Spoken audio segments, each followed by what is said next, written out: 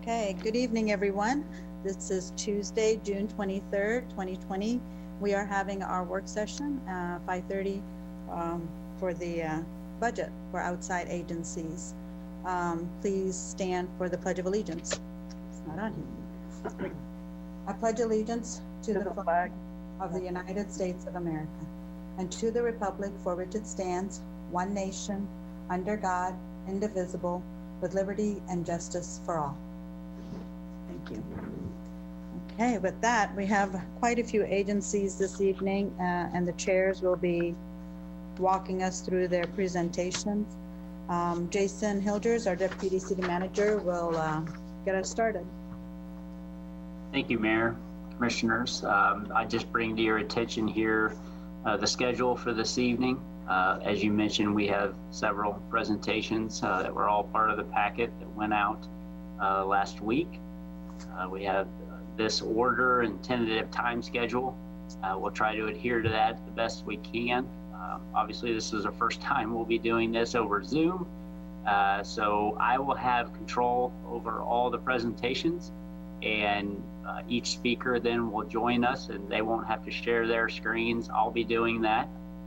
So we'll work through each of these entities and hopefully be wrapped up around 7 o'clock. So we'll jump right in. And I believe Linda Knupp is with us with the library. And I will stop sharing this screen and start sharing that presentation in a second.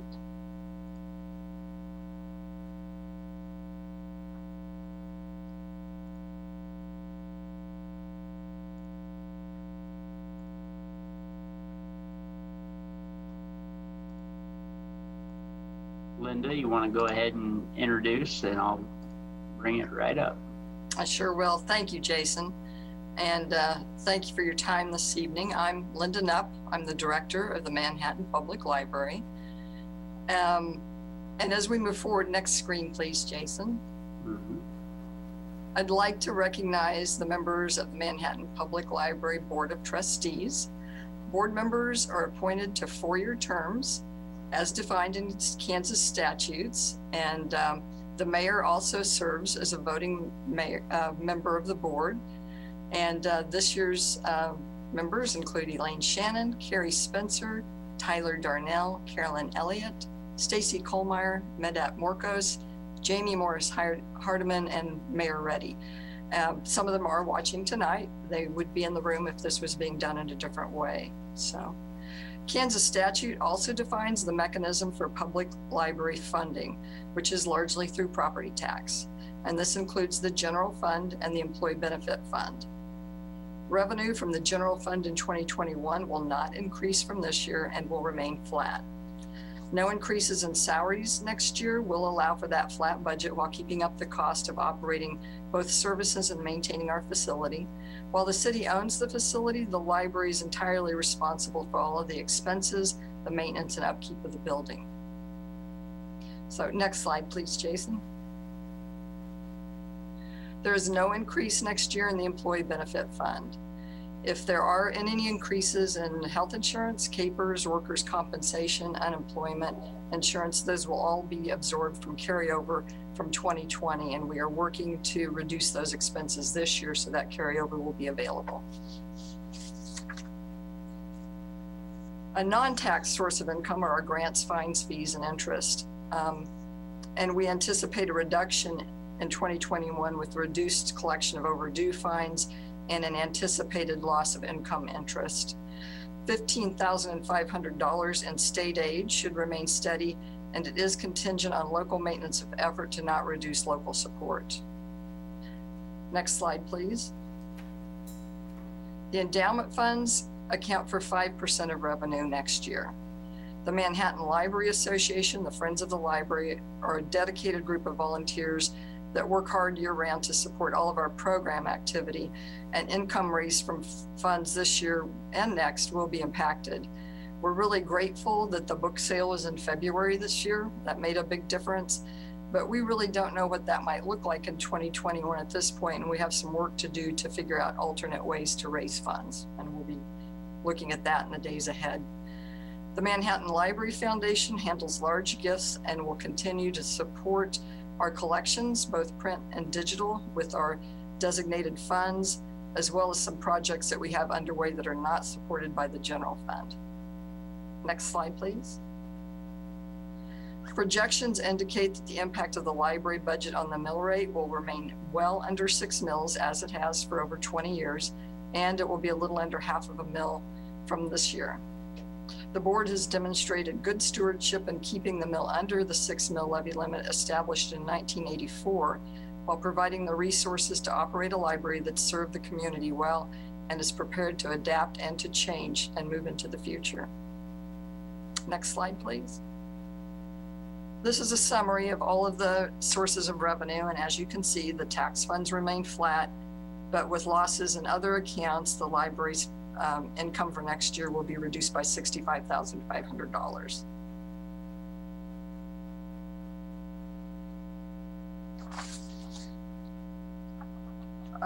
The future is going to look different for a while anyway, as we all work through the challenges and changes that we've been experiencing. But the library's goals still remain relevant, even though the methods of delivering services have and will continue to change and adjust under these circumstances, as well as future developments. So, but just to kind of give you an idea of what's been happening recently, during this period, staff have developed and presented over 20 online programs for children and teens. There's been several online programs for adults that include Zoom book discussions and some Zoom instruction for residents of adult care homes to help them use new technologies to get their materials. Over 300 children's books were distributed at a pop-up library event at the farmers market, thanks to funding from USD 383's K-Link grant that they received a year or two ago. And there'll be some additional pop-up library sites scheduled through the summer, and we're looking forward to that. Our summer reading program is still going strong with online registration of over 1,300 people. That includes children, teens, and adults. And a quarter of those readers have already met their reading goals for the summer, with still a month to go. Carryout service has provided a safe way for readers to get their hands on print books because people still miss their print materials in spite of a number of other ways to use library sources. Public computers and print and fax services are available with social distance measures for those who need access to technology for their job applications, for census filing, for tax filing and communication, and the increasing number of services moving online. It really is a critical time for people to have access to broadband internet and to devices. And, you know, moving forward, I hope the commission will keep that in mind if there's opportunities for citywide access. The exceptional collection of digital resources are available to cardholders and include books, audiobooks, magazines, newspapers, music, streaming video, as well as a number of online training resources, most recently Creative Bug for crafters and artists, and lynda.com for business people, computer people, technology training. For so many people who are new to a Zoom meeting, there's some fantastic tutorials on lynda.com. There's a number, and some of these are even picture books for children, like Tumble Books or Knowledge City for, again, business type training and classes. All of these are free with the Manhattan Public Library card, and we've seen a 77% increase in the use of our digital resources over this time last year. Staff have issued over 500 new e-cards remotely during this time and have maintained contact with our patrons by phone, chat, and email to help them use library resources and find the information they need. And this is our last slide. These are our 2019 use numbers that we report to the Institute of Museums and Library Services and the State Library of Kansas. So this shows pretty typical use, but this year has certainly not been typical. But services have continued, and the library is prepared to meet the challenges in the month ahead, or the months ahead, to keep services safe and accessible. So that includes a basic review of the budget for 2021, and I thank you for your interest in the library. Thank you, Linda. Commissioners, are there any questions for Linda?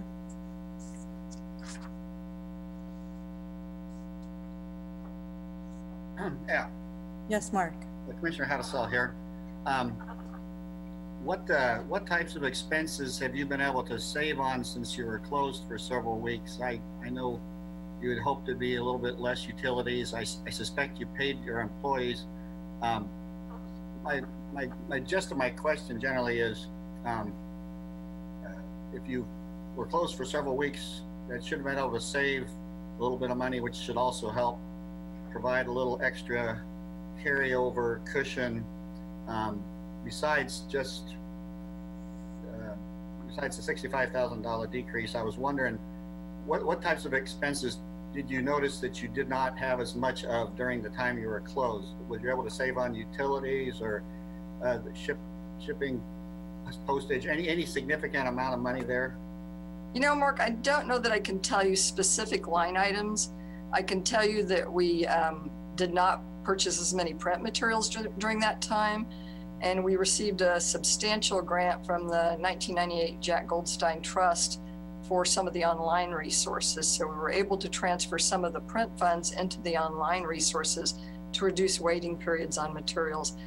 Digital resources are a whole new world for digital rights for publishers and access. So that presents some challenges, but we really did provide a substantial number of resources in that way. And I'll have to look at that. It's been shocking to me how much more money we've spent for hand sanitizer and cleaning supplies alone when I look at our maintenance supply budget. And I haven't looked closely at the utilities. I think it was reduced somewhat, but we still had people coming in the building as much as possible to check on things, to make repairs as needed, to let pest control in. All of those things still went on at that level of building maintenance, and there were some things that had to be addressed. But I'll take a closer look at that.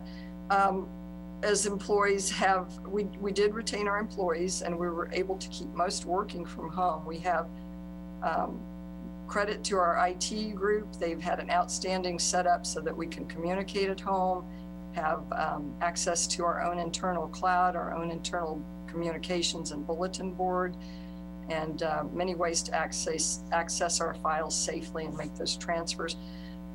Staff were able to take equipment home and record those story times and programs to show later. So there was a lot of activity going on even during closure, but still, as some people did leave, we haven't rehired for those positions until we need them. So that's one area I can identify. Okay, thank you. You're welcome. Yeah, Linda, I also wanted to say, this is Mayor Reddy. You mentioned hand sanitizer and such. One of the things, and I'm going to say this to all of the agencies that are going to be speaking tonight, and I spoke to them earlier today and yesterday, that as the Spark funds come to the counties, and Riley County gets about $14 to $15 million, I highly suggest you itemize everything you've used related to COVID-19. Okay. You can get reimbursed for that. And also, as you plan for future reopenings, whether it's face masks or hand sanitizers or face shields, whatever it might be COVID related. And that also goes to any kind of infrastructure you had to work on for COVID needs, whether it's IT or software, because I know you're very reliant on that to get your services to your membership. So anything like that, just keep track of. And I appreciate that the library has always been good about the budget, and it's important to keep the resources available for our community members. But I feel sad that one of the key components was the computer lab, where everybody would come and use your computers. And unfortunately, I wonder what those people are doing now if they don't have access to computers at home, because they were using it for so many things. But other than that, I know you have a reopening policy, and I hope that's working well for you as well. We discussed it with Riley County Health Department today, and we'll probably take a half a step after last week's increase, but we can still get items to people. They can place holds on them through our catalog. They'll be able to pick them up at their convenience. If they need staff to make some suggestions or go pull items for them, we will do that with the physical items as well, because books are still our brand for so many people. One other thing I thought of, Mark, is we haven't spent as much money out of our furnishings budget except for plexiglass. So, it's just these trade-offs during this time that have been a trade-off of time not spent on one thing, spent on another, or not on one supply, but another. But I really appreciate being included in some of those purchases. We're going to have a supply of masks on hand for members of the public when they come in to use and to keep our staff safe, so that we can ensure that we have a workforce if one or two people, and as people go out and move about the community, it's certain that somebody will be exposed or be out for some time. And so we have to plan for those things when we aren't up to full staffing as well. Those are all things under consideration at this time. We've learned a lot of new skills. We've learned a lot of interesting ways to do things in different ways, and we're still learning those things. Sounds great. Thanks a lot, Linda. Thank you. Appreciate it.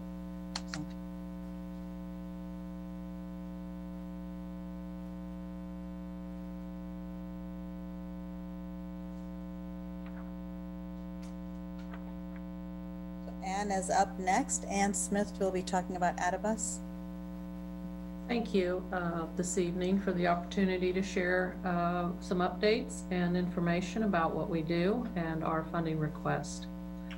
You want to move forward, please? One more. Thank you. Our mission really, in a nutshell, is to empower people and connect communities. That's what we do.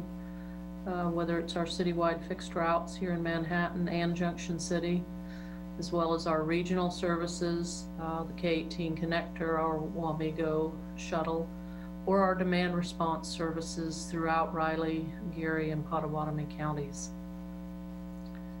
I would like to talk this evening with you about Manhattan citywide fixed routes. Prior to the issues we've had with COVID, we've had a 175% increase in ridership since our route realignment that happened in 2018. We were very excited and very pleased with how ridership has been growing.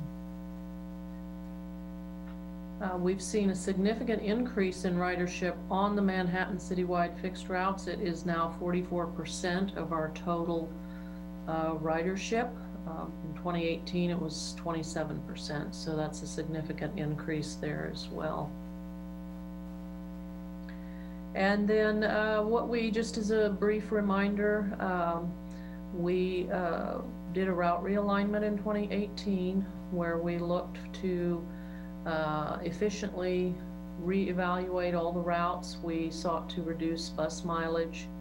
We also needed to operate all of the routes year-round and provide more direct connections from east to west. We've had a lot of very positive feedback from the public, and we really got a lot of direction from them as we were doing the route realignment, and I think the ridership speaks for itself that it has been very successful. One of the things that we really wanted to make a concerted effort to was to create more opportunity and accessibility. So within a 5-minute walk of an Adibus bus stop, we've increased the number of residences, apartments, dorms, and mobile homes, businesses, grocery stores, medical services, and social services throughout Manhattan. And then we took a snapshot for you from July through December. We're on the state fiscal year, so we're June 30 is our fiscal year. We were on track prior to the issues we encountered in March with COVID of having a record number of rides in the Manhattan citywide fixed routes for this fiscal year, and exceeding significantly our total number of ridership from the previous year as well. And these are some of the trip generators. Gives you an idea of where people are going. The Union continues to be a significant trip generator. I would mention that West Loop has really boomed with the new routes, and it is now one of our highest trip generators as well. Walmart continues to be a big trip generator, as well as Gramercy area over by the football stadium and the hospital. So I want to talk a little bit about some of the local benefits that public transportation brings to the community. We've worked with K-State. We sponsored a design studio, and they designed a bus shelter for us, and MATC is currently right now in the process of fabricating we have 3 bus shelters on order. And we were recognized by Kansas Public Transit Association and received an innovation award for our design and our work with K-State and with MATC. But we've also been working with city staff, and we have applied for federal transit funds, and we're bringing funding for infrastructure improvements to Manhattan. We have 2 projects in particular that we want to talk about. So we have projects in the 600 block of Points and Fremont North Manhattan area. We're working with city staff. We've been able to bring nearly $1 million in federal funds that will help to increase access to bus stops and sidewalks, and also just overall work with the city staff as they're trying to keep up and maintain and improve city infrastructure. Our project at North Manhattan and Fremont we're excited about because that has some rain gardens in the planning, and so we're really looking forward to those. I would like to talk to you a little bit about CARES Act funding. We've also been fortunate enough to receive CARES Act funding through the Federal Transit Administration for our urban and rural services. For our urban services, we were awarded $2.8 million. And we decided that what we wanted to do with the advice of our board was that we wanted to return funding from our local partners for this year. And so through speaking with Riley County, with the city staff, and with K-State, there are 3 largest local funding sources in Manhattan. We are returning awards for 2020 from beginning April 1st through the end of this year. We're returning all of our funding. So our funding for originally was $129,882, and we are only collected from the city our first quarter payment of $32,741. And then in calendar year 2021, we are volunteering to reduce our funding request by 25. And that's throughout all of our funding partnerships in Manhattan with Riley County, K-State as well. So in total, we'll be returning over $300,000 to the community throughout our service areas, including in the rural program as well. And we felt this was a really important way that we could contribute to the challenges that our communities are facing at this time. One other thing I want to mention to you, through this whole process, public transit is identified as an essential service. And so I just want to give you a little update on our employees. In fiscal year 2020, our employees living in Manhattan have earned nearly $1 million. And that's money that's going back into our community, that's supporting families throughout Manhattan. And during this pandemic, we have been able to ensure that our employees did not lose any wages during COVID-19 as a result of route reductions that we've had to implement. And additionally, in the month of April, we did temporarily increase wages for all of our employees as well. So we're very grateful for that CARES Act funding, and it's made sure that all of our employees have been able to have a paycheck throughout this very challenging time. You wanna, okay. Again, the people riding the bus during this time it's been very challenging. We have seen significant decrease in ridership. It has begun in the last few weeks to start to tick back up again. We increased our level of service from where we were a few weeks ago, but we're still being very cautious. But the people that are using those services really need them. And whether they're going to doctor's appointments or they're getting groceries or they have jobs that are essential service jobs, that's really important, and we want to continue to be there for them. I will tell you that we are offering to anybody that gets on board the bus, we're offering reusable masks as well as little miniature hand sanitizers for anybody that wants those. And we've been working as well with the senior center. There's a federal waiver that allows us to help social services doing non-traditional public transit tasks. So currently we're working with the senior center and we're helping them to deliver Meals on Wheels, the friendship meals, so that some of their volunteers don't have to get out and put themselves in harm's way.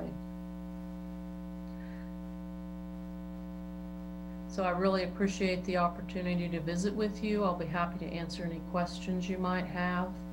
And thank you for all the hard work that you're doing. I know it's not an easy time for any of us right now, and especially you folks on the commission who are really faced with a lot of challenging decisions.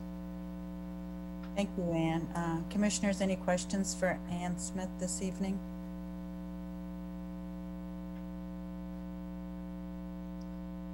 Well, Okay, go Mayor, ahead.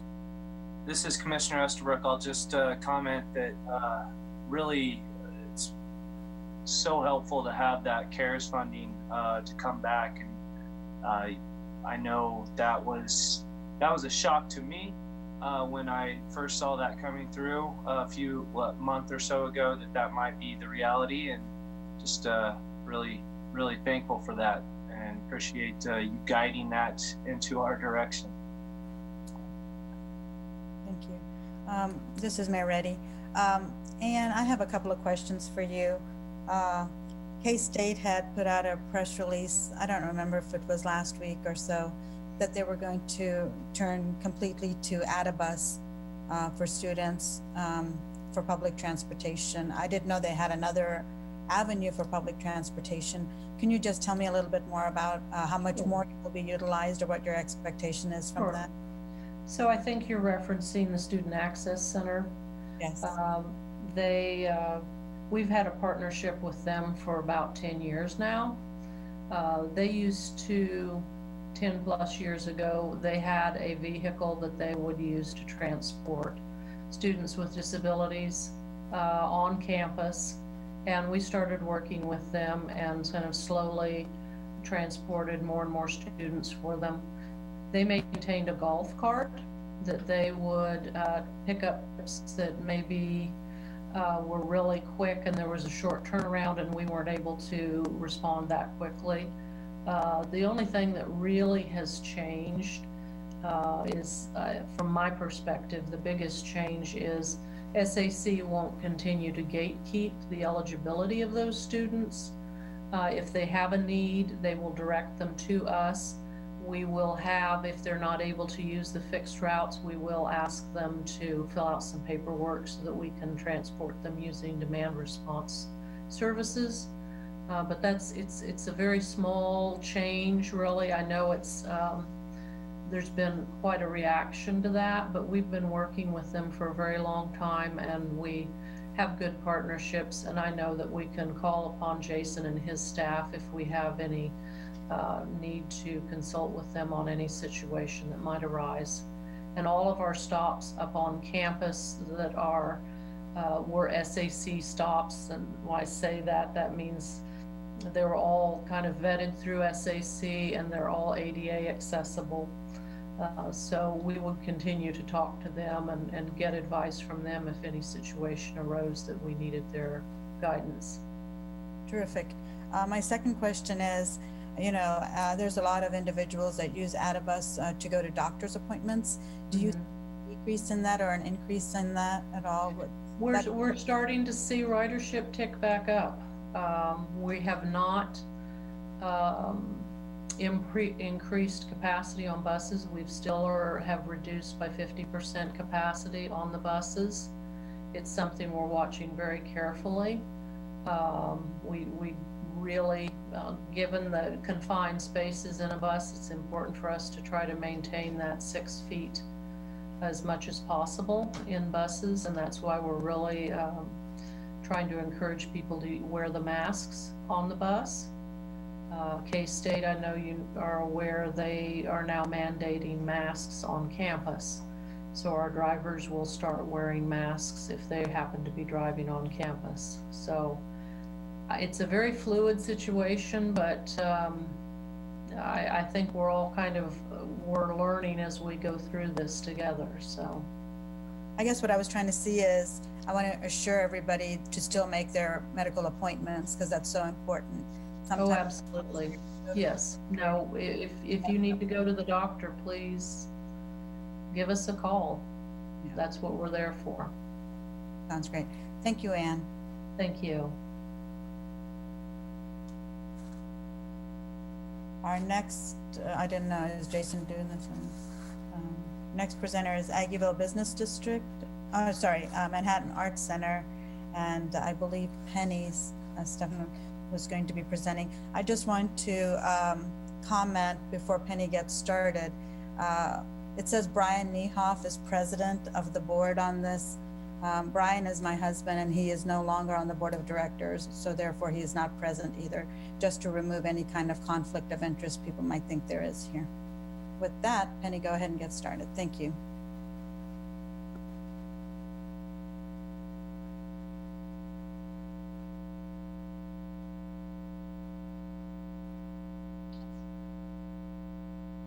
Can you hear me now? Sorry. Yes. Okay. Thank you very much for the opportunity to present to you. It's a very trying time for everybody, and I just wanted to show you something different from what I usually start with. This is how our performance hall usually looks when we don't have COVID. We usually seat about 150, and for our big musicals and for kids shows, for some of the Birdhouse acoustic music concerts, those seats are full. But obviously we can't do that right now. This is from the Addams Family, which was one of those big musicals I mentioned. Our musicals, when we do things like Addams Family, we were going to be doing The Sound of Music. We may be able to do it in the fall, but who knows? Those usually bring in about $10,000 to $12,000, and there's no way that we can do that right now. So we're just going to do the best with what we have. What you're seeing now is a gallery exhibit. It was the last one that we had. This was a collaboration with Jerry Craig at K-State. It was the Earl project. It was up in our gallery for a long time because we couldn't get in to get it down. This is our violin program for small kids. It's been very popular. It's been going in town, not all the time with us, obviously, but for over 30 years.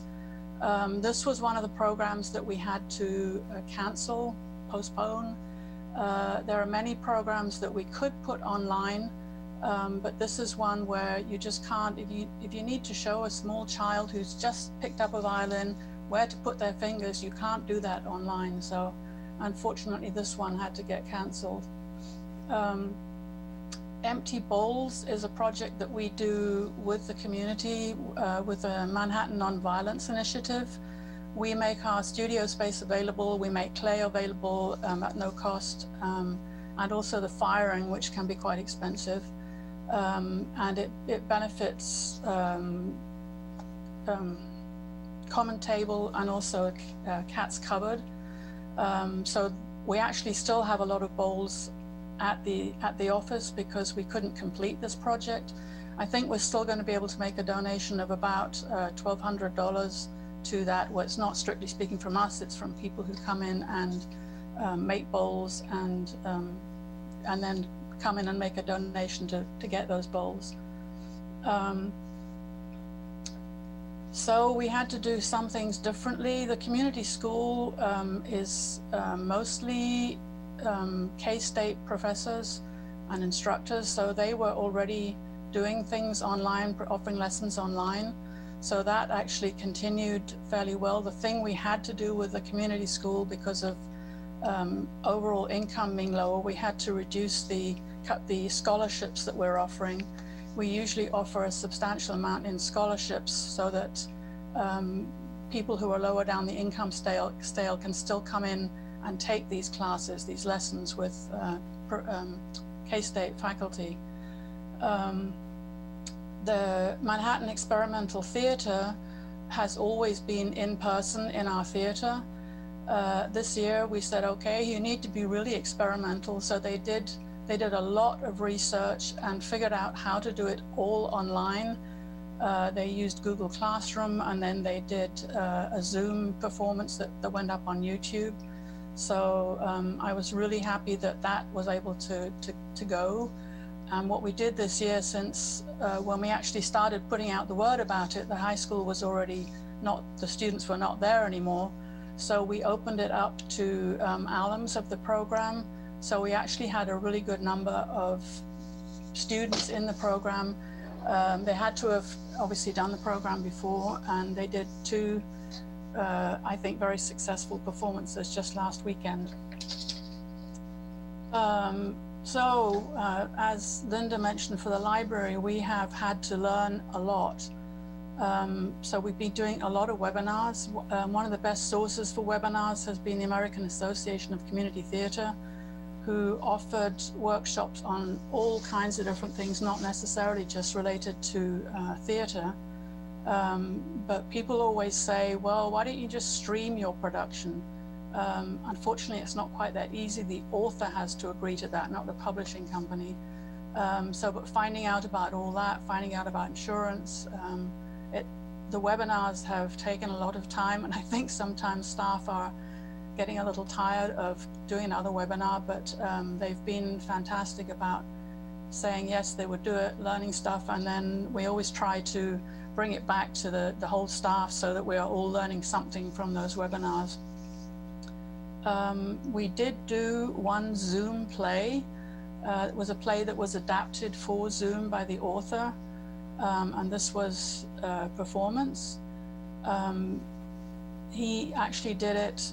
He allowed us to present it on Zoom without any royalty, which was terrific. So we've been looking at more Zoom plays. Of course, usually we'll have to pay royalties, but that's absolutely fine. That's what the author needs to get. So I showed you on the top left here, that's what we used to look like. This is what we look like right now. We do have some day camps going, some art day camps. We are not doing the very small children, but we do have, I think it's age 6 and up. We have more staff so that they get checked in by someone, and we have a check-in procedure with taking temperatures, making sure that everyone's okay. And the kids are being fantastic about keeping to their chair, their number. They have a number where they can put their things, where they go sit on their chair. And so far it has gone remarkably well. Of course, if we can't get any more seats than this to do musicals, plays, that's going to be a huge chunk of income that we lose. This is our little entryway when you come in, get your temperature taken. This is all following CDC guidelines. Doing the little self-check, hand sanitizer, and people have been really good about doing this. We've got everyone documented who comes in, and I'm very grateful to the Greater Manhattan Community Foundation, because they provided the hand sanitizer stand and a big bottle of hand sanitizer, the thermometers and various other supplies, gloves and wipes, which we are going through quite fast. But it's okay. It's because people are using them, so that's great. This is the season that we hope to present, but we have found, obviously, that we need to be flexible and keep changing. So we changed our summer musical to this comedy, Banyan, Zonyan, Masha, and Spike. So that's actually in rehearsal instead of the musical we were going to be doing. We will see when we get to the Sound of Music if we can actually put on a musical. We may need to postpone that one again, but this was the plan for this upcoming season anyway. I then have a couple of pie charts for you to see what's been going on. The class registration fees are still pretty good, but you can see that the admissions have dropped down to 10% instead of 15%, and that's going to continue to hurt us quite a lot.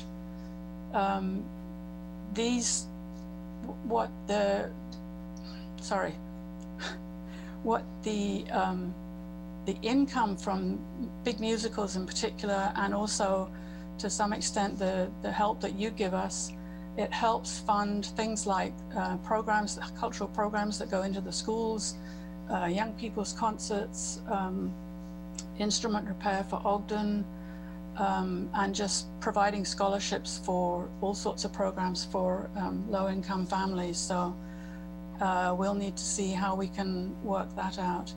We did get a payroll protection loan for just around $45,000, and that was going through June. That's been fantastic. So we have been able to pay all our staff so far. We also received a $20,000 grant from the Kansas Creative Arts Industries Commission. That will come in our next fiscal year, which starts on July the 1st. This is our expenses, obviously, and you can see that salaries and wages have zipped up a bit. So this current fiscal year, that ends at the end of this month, we did also receive a $50,000 anonymous donation and a $25,000 bequest. So that's been very helpful in making sure that this fiscal year we are in pretty good shape, but it's going to be tough next year. This is just a direct comparison of income and expenses. So for FY19, it looks quite good. And you can see for FY20, when we get to April and March and April, it's way down. I'm hoping that will go up a little bit in June. We do have a fundraiser that's coming up in August, and so far we've had a really good response to our request for sponsors. It is going to be a virtual fundraiser, which is something completely different for us. So we're working on that, have a really good committee, and we'll see what we can do. But I think the main theme for the coming year for us is going to be trying new things. We may not do big productions. We may do more small readings or smaller plays. We'll have to see what we do about music. We're going to be doing more local music, assuming that we can do music at all. But one of the things I did want to mention is that many of our programs are, I think, unique in the area. People come to us because they can't get these anywhere else. So your support is very much appreciated. And I do know that it is going to go down because of the source that we're funded from. But we really appreciate any help that you can give us this coming for us fiscal year from July 1st, 2020 to June 30th, 2021. So I think that was all I had. Does anyone have any questions I can answer? Yeah. Questions for Penny or comments?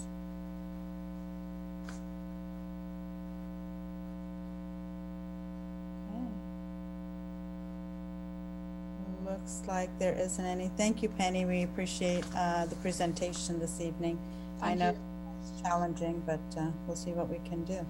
Thanks.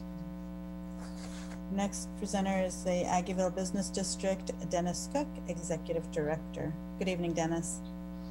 Hi, how are you? Can you hear me now? Yes, you can. Okay. Well, thank you, everybody. I appreciate the time this evening. Before I begin, I'd just like to maybe address the recent spike in the positive COVID cases. Aggieville does draw a lot of attention. We know that, but that's because we draw a lot of people, all age groups, but especially that under 30 crowd for dining and socializing. My hope is just that you can differentiate between cause and effect.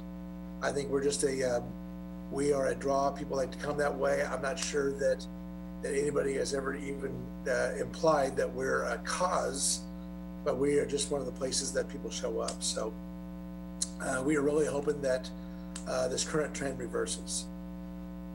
Now I'll just jump into our funding request. And okay,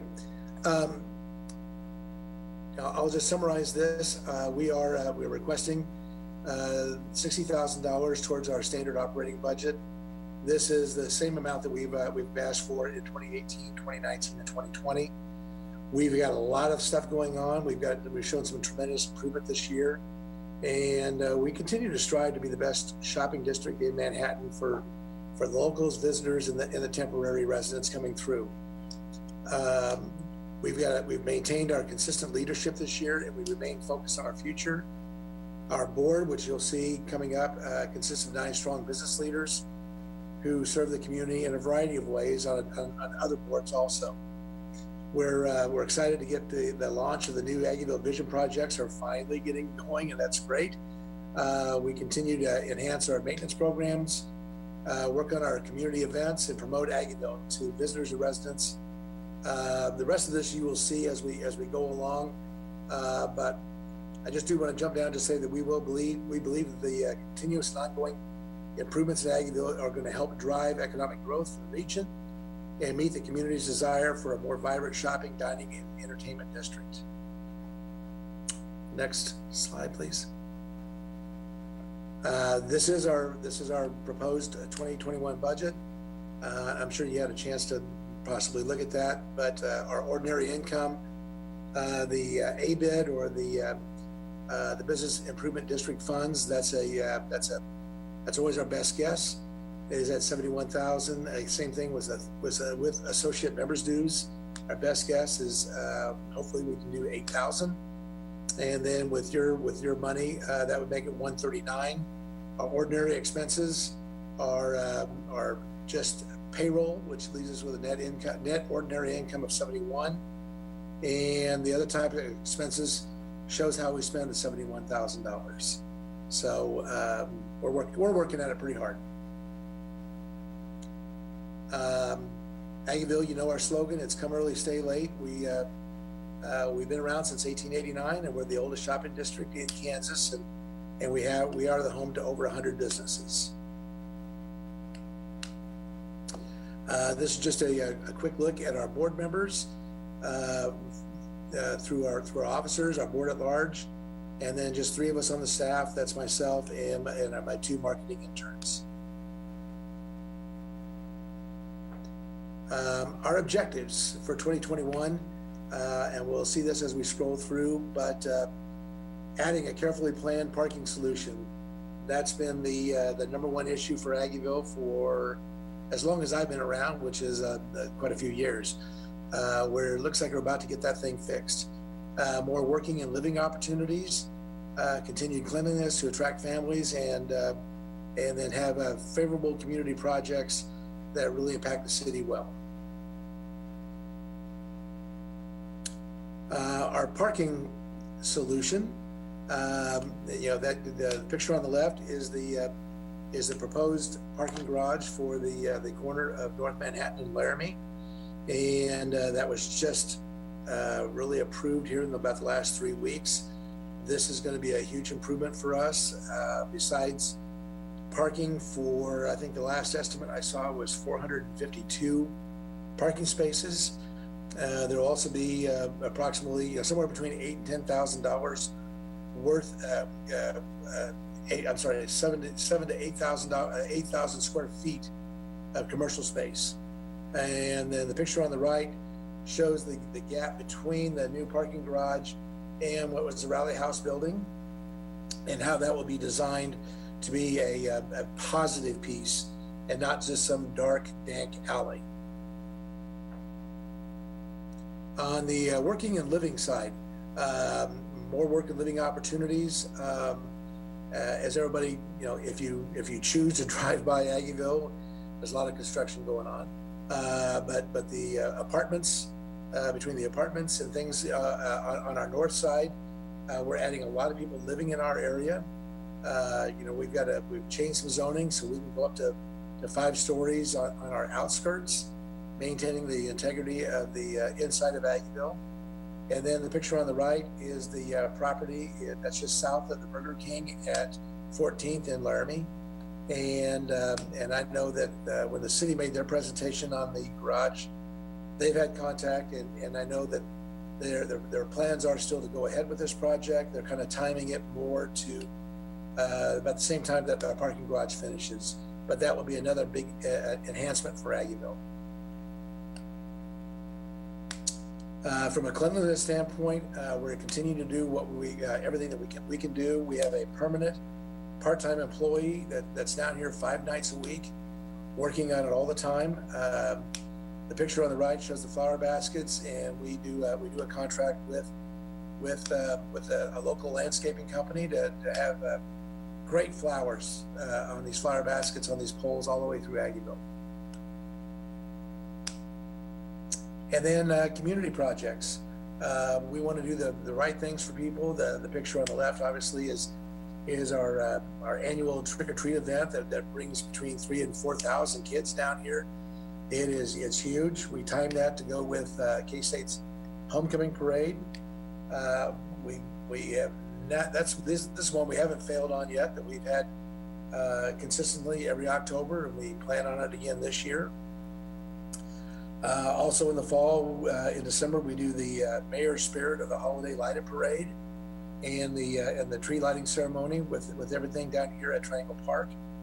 And then we do Little Apple New Year's Eve in the spring. Unfortunately, we didn't get to have the St. Patrick's Day Parade this year, but that's been a standard for over 40 years for us. In April, we had planned a first-time event. We're going to do a livestock show, and that was going to be an amazing piece of promotion for us, and we are going to planning on bringing that back this next year. Really for next year, we are also taking a lead role in bringing guests into Manhattan by we're going to take the main sponsorship piece of working hard to bring back all the Manhattan High School alumni reunion, all classes, all years, back on one weekend. So we've got we're actively working with a group on that, and that's a big piece of bringing people back into Manhattan. One more other event that I would mention that we're working on, it's maybe not an event, but we are working with university, specifically Cheryl Grice at this moment, on a Drive to Zero program, trying to help out, find the best way to stop any drinking and driving, and we're actually making some good headway with Uber and working with Cheryl on that. So we have things going on. I would say with that, I would maybe try to get you back on track, but I'd also stand for any questions you have. Thanks a lot, Dennis. Commissioners, are there questions or comments for Dennis? Okay, seeing none. Dennis, so I have a couple of questions for you. Other than the bars and restaurants, which we hear quite a bit about, how are the other businesses doing in Aggieville? Is there a lot of foot traffic? Is there people coming and going? Are they doing okay, is my question. It appears that we really are. I think that what I hear is business has been actually a little bit better than normal at this time of year. So there's a lot of people getting out and supporting these businesses. It's been really well done. Okay. And I know you have activities and such planned, and how has the parking been? I know we haven't had as many people coming into Manhattan, but with the construction and all the blocks that we have, orange cones we have all over the place. How are you all handling that? Well, if there is a silver lining to everything that's going on, it's been because the big number of students haven't been around. Parking has been fine. If anybody wants to come down, they have been able to find parking. Now we're obviously going to run into trouble when the fall semester starts. We will see some issues there, and then in October, when the 80 stalls of parking next to Rally House goes under construction, we will have a distress flag flying. So we're going to have to be a lot more creative about how we get people down here. I know we're going to have the e-scooters. We're anxious to work with everybody on how that works for us, but we know it's a little bit of a growing pain, but we're doing fine right now, and hopefully we can maintain through the fall. Okay, thank you. Seeing no more questions, we will move on to Gina. Thank you, Dennis. Thank you. Sorry. Good evening. Good Can you evening. hear me okay? Yes, we can. Gina Scruggs from downtown will take over. Go ahead, Gina. Great, thank you. I sure wish that we were face to face. I always preferred that because I feel like this is our one time of year where we really get to highlight and shine and talk about the great things that are going on, discuss issues, but here we are. So I do want to thank publicly, Jason Hilgers has been just absolutely amazing with his education to all of us on the board, and to me especially. There were a lot of things that he had to teach me through this time of crisis, and I just really appreciate that. Also to you, Mayor, for your expressed concern for our district, and Commissioner Butler. Every week you called and asked us how we were doing, and I really, really appreciate that. So I want to thank you for your leadership through this time of crisis. It's been really important to us. Every year we highlight a city employee that has been a really excellent steward to downtown, and just because this is a different, weird, strange time, I don't want to get away from that, because the city of Manhattan has an employee, and Jason, if you want to move to the next slide, that's awesome. Want to thank Brian Johnson, the city engineer, for absolutely everything that he has done for downtown over the last 12 months. He's just really been helpful in helping us get through the open air market and outdoor dining, logistical codes, legal side of things. He's helped us navigate the stormwater construction project that's really on the border of the downtown district, and just really communicating with us when we have these little temporary ordinances that we need in place in order to help a business or patrons, like a temporary loading zone during our heavy construction. He's just been instrumental, and we just really appreciate his friendship, and the fact that he values us as a district has been awesome. So I wanted to take time to say that. We are obviously all in the middle of our reopening, and while it's been stressful and surreal, we've tried to use the same practices that we use every day for small business growth. We've tried to implement the same kinds of cautious and steady and even-keeled practices that we do when there's not a crisis. So we are working our way through this really different time. We want everyone to come into our neighborhood and be safe. We want them to have a safe and enjoyable experience. And we want to stress that we would also like, as the employees downtown, we would also like to have an enjoyable experience. So we just encourage everybody to do their best to stay safe, and hopefully we can continue to move successfully through this reopening process.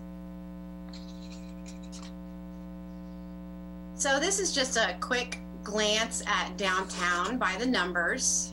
We go June 2019 through June of 2020, just so that you have a 1-year snapshot.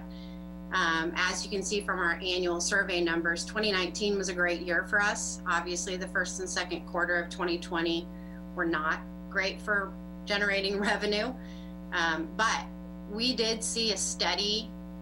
have steady growth in our job creation. That's new jobs created, 161 new jobs created in our district.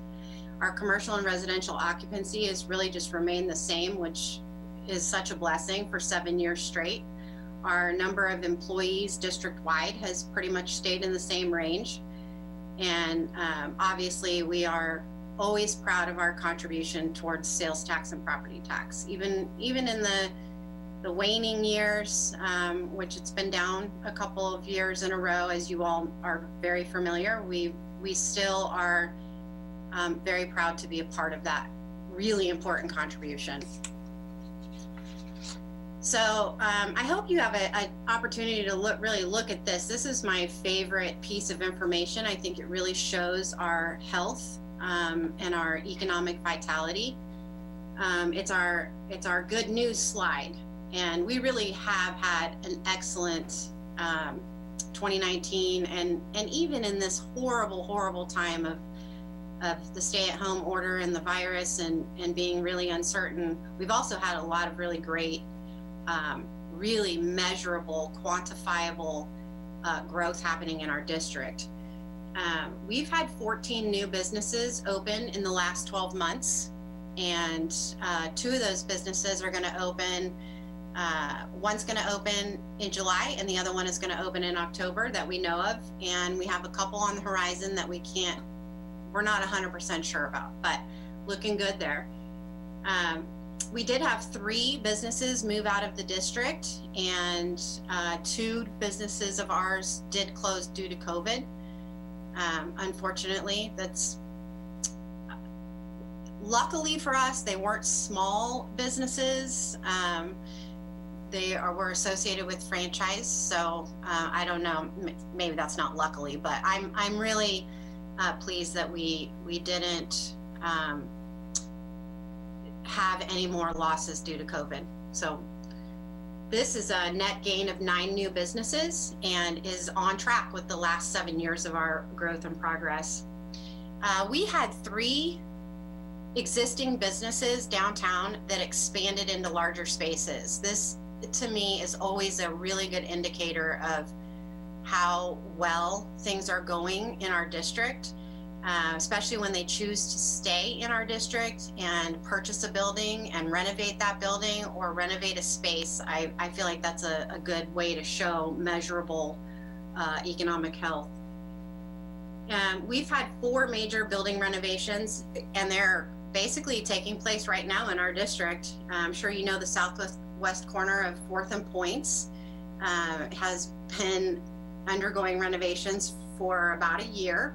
We're going to see some movement on that building in July, so that they're cleaning up the sidewalk and getting ready to move on to their next project.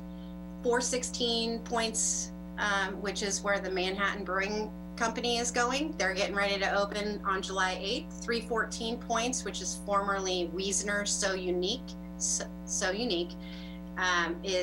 was purchased by Astor House Designs and the Furnish Company, and she just had her meet and greet, and we're really excited for her to open in October. And then, of course, as you all know, the community house is going to break ground next week.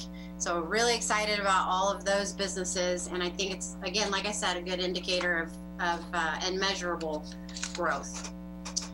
So our goals and initiatives and objectives, we put this together as a board every year. The green highlighted items we did in March of this year when the stay-at-home order went into effect, because we knew we had to shift and pivot as every other business did. So it's all self-explanatory. I won't go through all of these one at a time, just to say that everything in green was newly added for our goals and tasks, and so our job, we just got busier.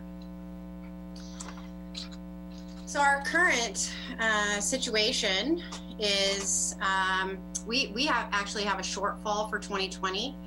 Because we receive our funding allocation from the TGT fund, we do not expect to receive our July and October contract payments. So that gives us a shortfall of $32,000 this year.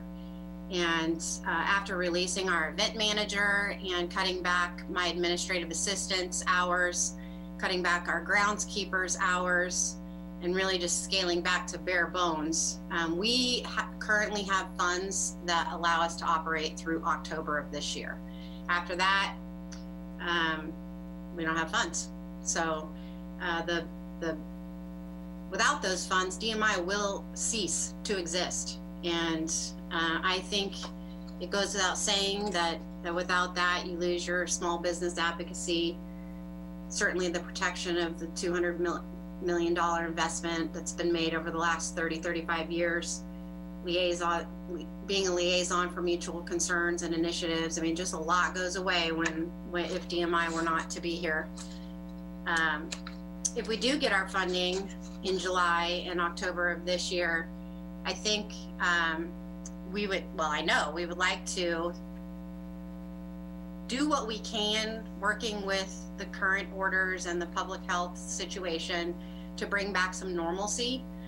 I think this is going to be, the next couple of years are going to be the years of highlighting staycations. And I think that we should jump on our regional draw and the fact that people like to come to Manhattan. If we can offer some low-key, easygoing, socially enjoyable but socially distant events in the downtown neighborhood, I think we can generate some revenue down here. Of course, mass gathering numbers need to go up a little bit more, and we need to get back into the good column with our health situation. But we are definitely looking forward to our open air market programming to come to fruition, our outdoor dining. We'd love to see outdoor dining with alcohol.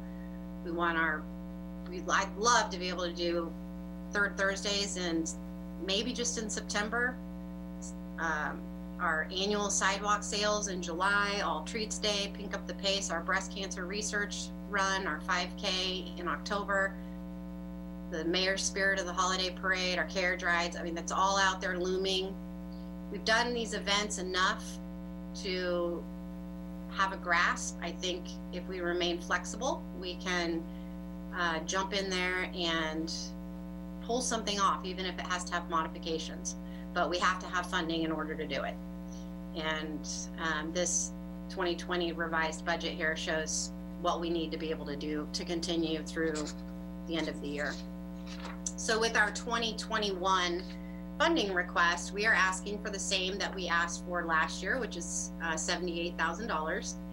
But we have a two-pronged approach to this. The first approach is trying to understand what 2020 would look like with maybe Q1 just going sideways, and the rest of the year being better and being okay. We would want to be able to pull off all of our events, and we would need to hire an event person back, or if we can't have an event professional, then we at the very least need to have some event staff at lower wages to help us pull off our 16 annual events. And we obviously need to maintain the care and keeping that we've always done with our downtown, from our groundskeeping and our flower baskets and our Christmas lights and our flag program with the Masons. Everything that we do, especially aesthetically, I think no matter what happens, that needs to happen, because if you take that away and it starts to look visually like doom and gloom, I think it'll feed into worrisome, maybe even panic.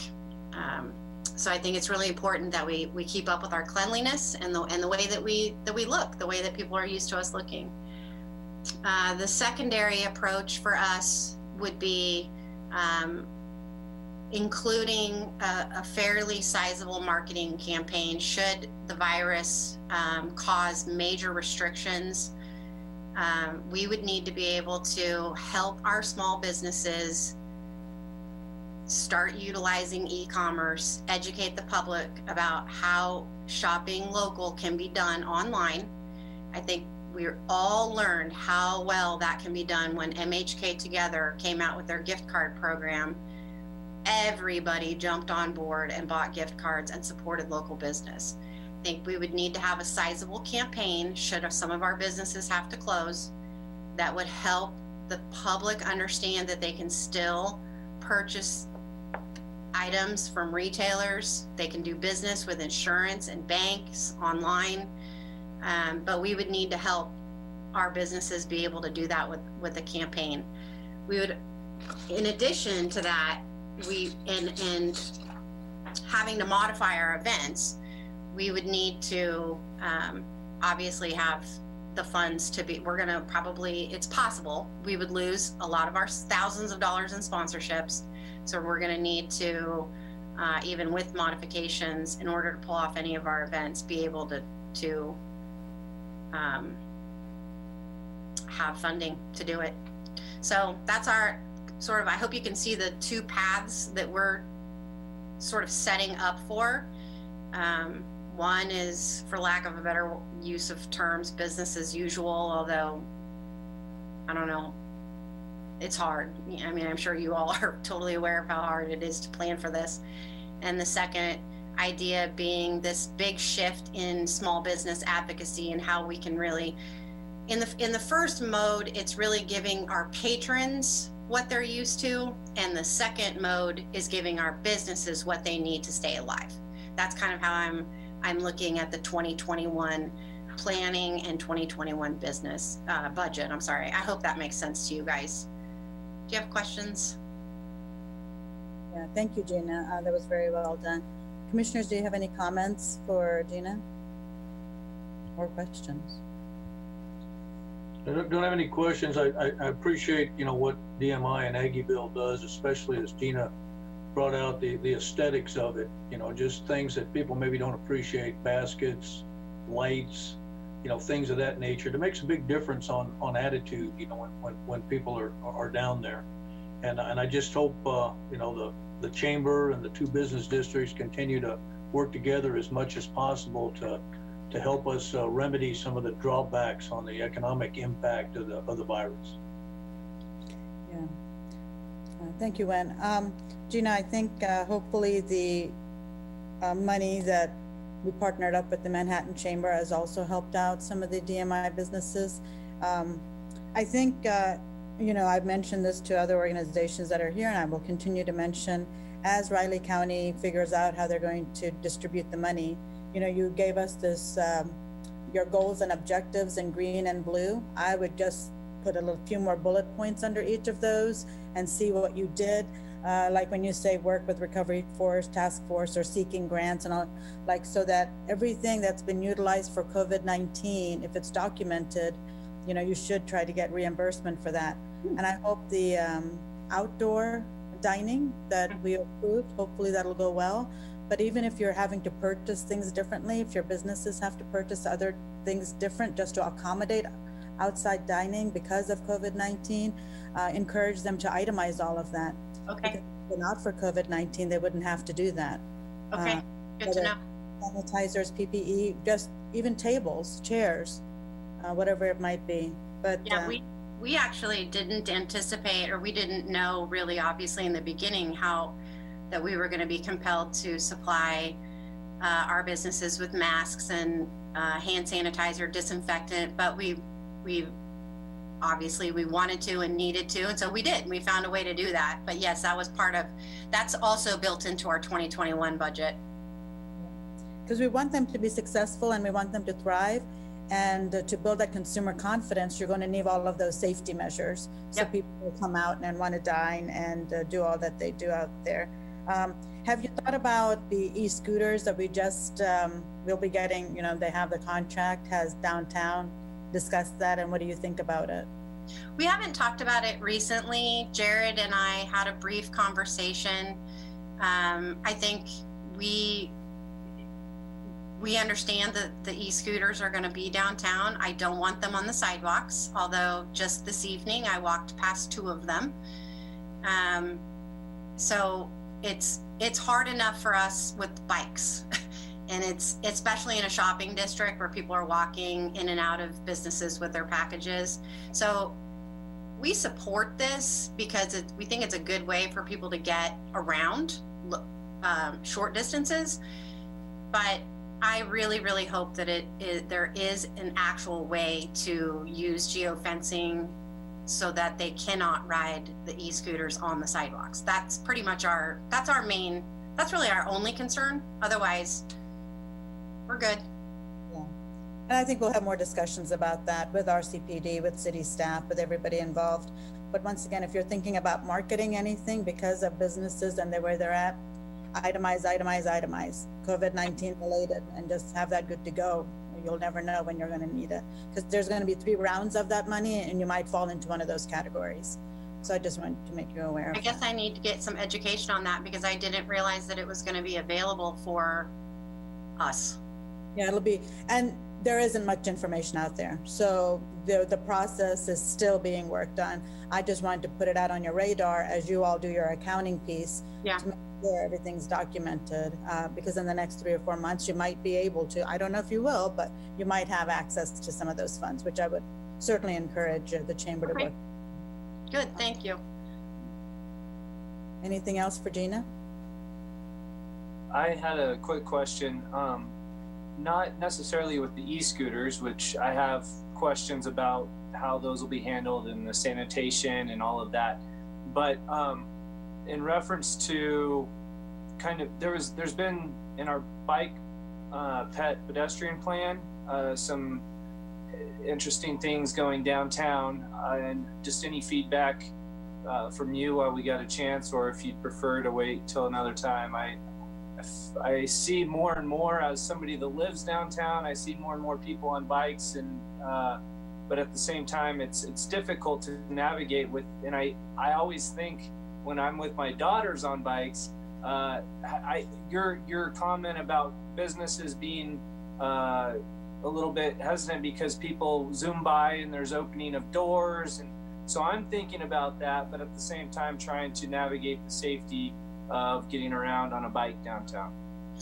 I think I certainly, we need to have another discussion about this, but one thing that will probably always be true for us, we spent a lot of years and a lot of money making and creating a walkable district. I mean, that was really, an entire district was designed and built to be this walkable district. And so a lot of infrastructure was not early on put in place to accommodate bikes or even e-scooters. So I think that I'm not opposed to it, but I think that until there is really safe infrastructure in place, I'm not sure how you would safely navigate a lot of the downtown in the core. I mean, it is still a business district where you have the court, and you have a lot of people coming and going from the grocery store at Hy-Vee and in and out of the mall parking lots. So it's a business district with a very heavily trafficked 4th Street. I think Rob mentioned at one time last year that 4th Street's traffic numbers were going up. So I just am always concerned about infrastructure not being in place currently to handle that kind of transportation, but I'm not opposed to it. Yeah, I'm sure we'll have more discussion. And I just also wanted to add, thank you for your input on the public art. It's been a nice addition. Thank you. Yeah. I think we're going to have some murals going up soon too. So pretty excited about that. Sounds good. Thanks a lot, Gina. I appreciate it. Thank you, Mayor. Next is the Social Services Advisory Board, and Sarah Barrett, Chair, will be presenting this evening. Good evening, Sarah. Good evening.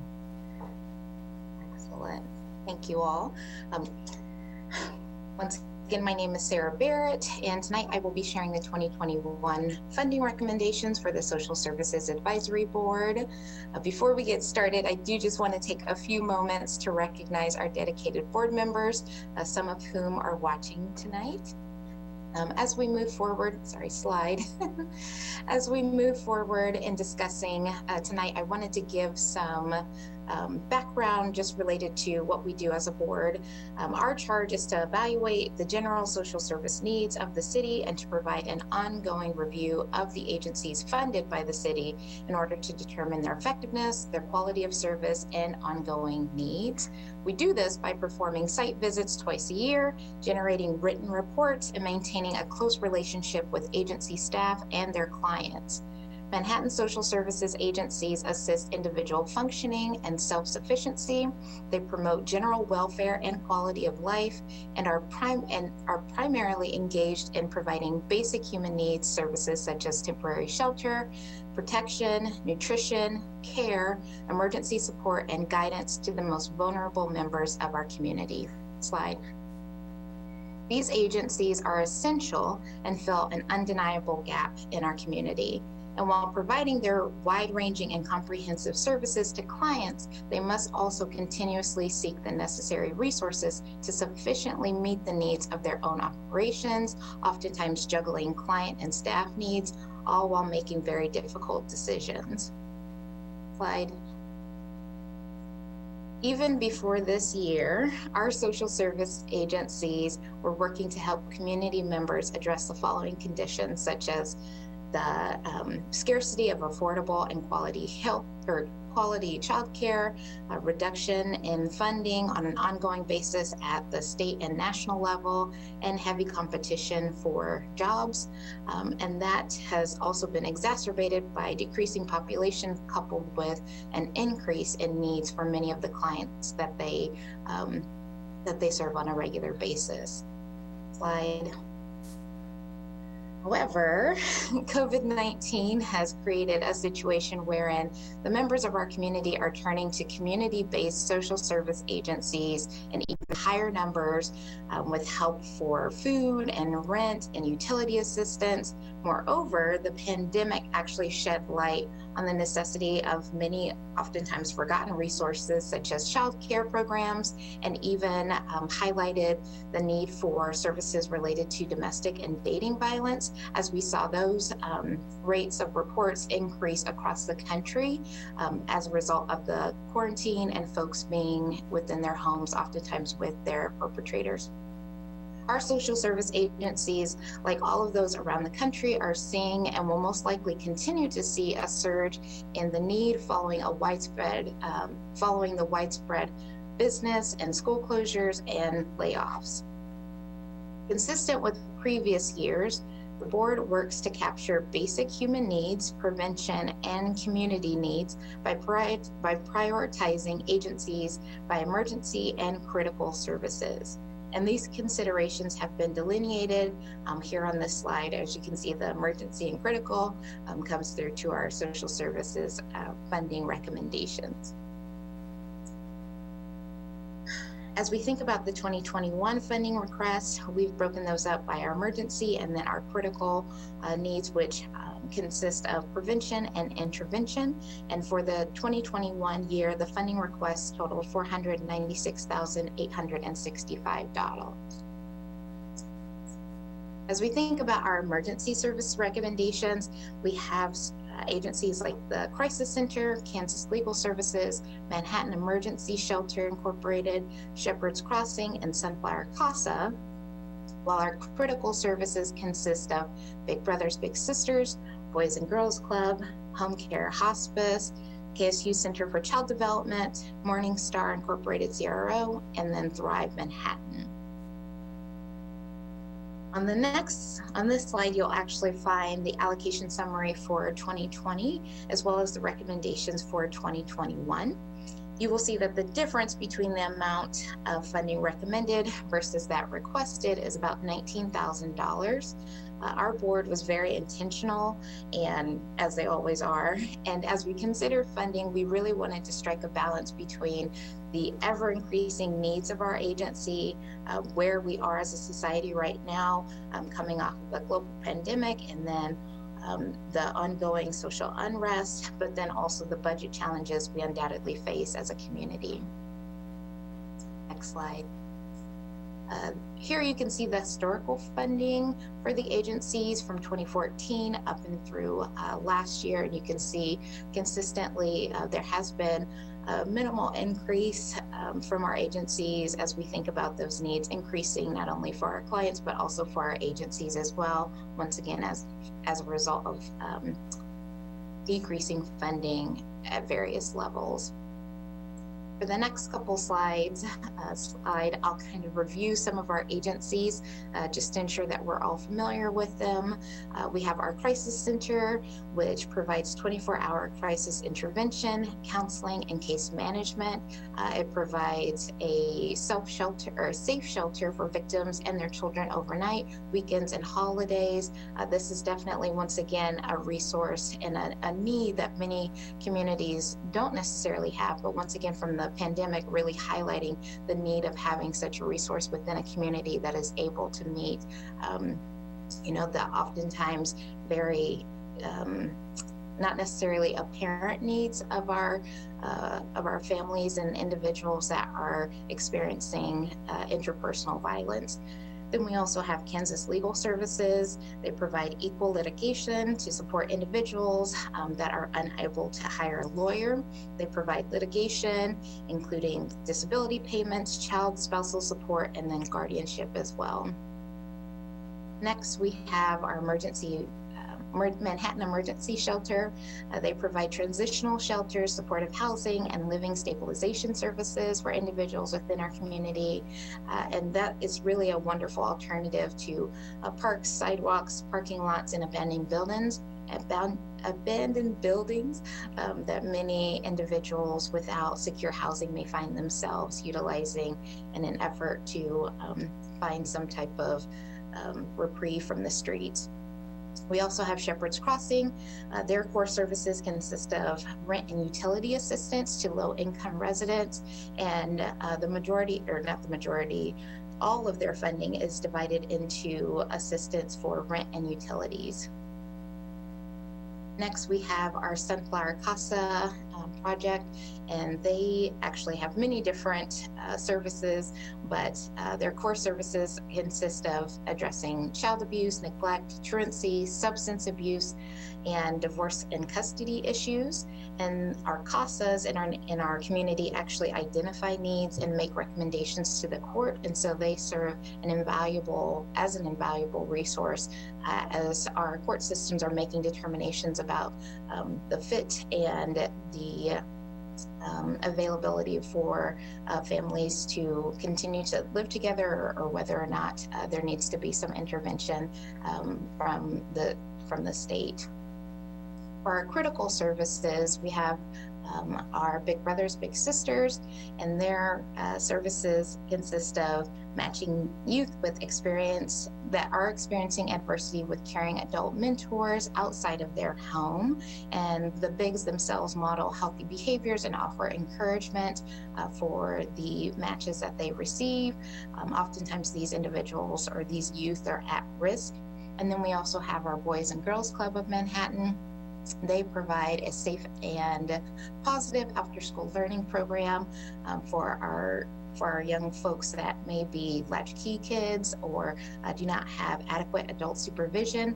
And on a regular basis, they encourage character development, productive and positivity, and encourage individuals to grow into responsible citizens that can give back to their communities. We also have our Home Care and Hospice. They provide personal care and homemaking services to those with disabilities and chronic illnesses, and then also provide really quality, over and over we hear this, but really quality end-of-life care to treat our individuals, as a whole person in a really holistic way rather than just the disease. And then our K-State Child Development Center, providing affordable and accessible high-quality childcare for as many parents as possible that are low income in our community, as well as providing quality early learning programs, which have been proven to lead to future success as adults. Then lastly, we have our Morningstar CRO, and they provide peer-to-peer support for mental illness through rehabilitation and recovery.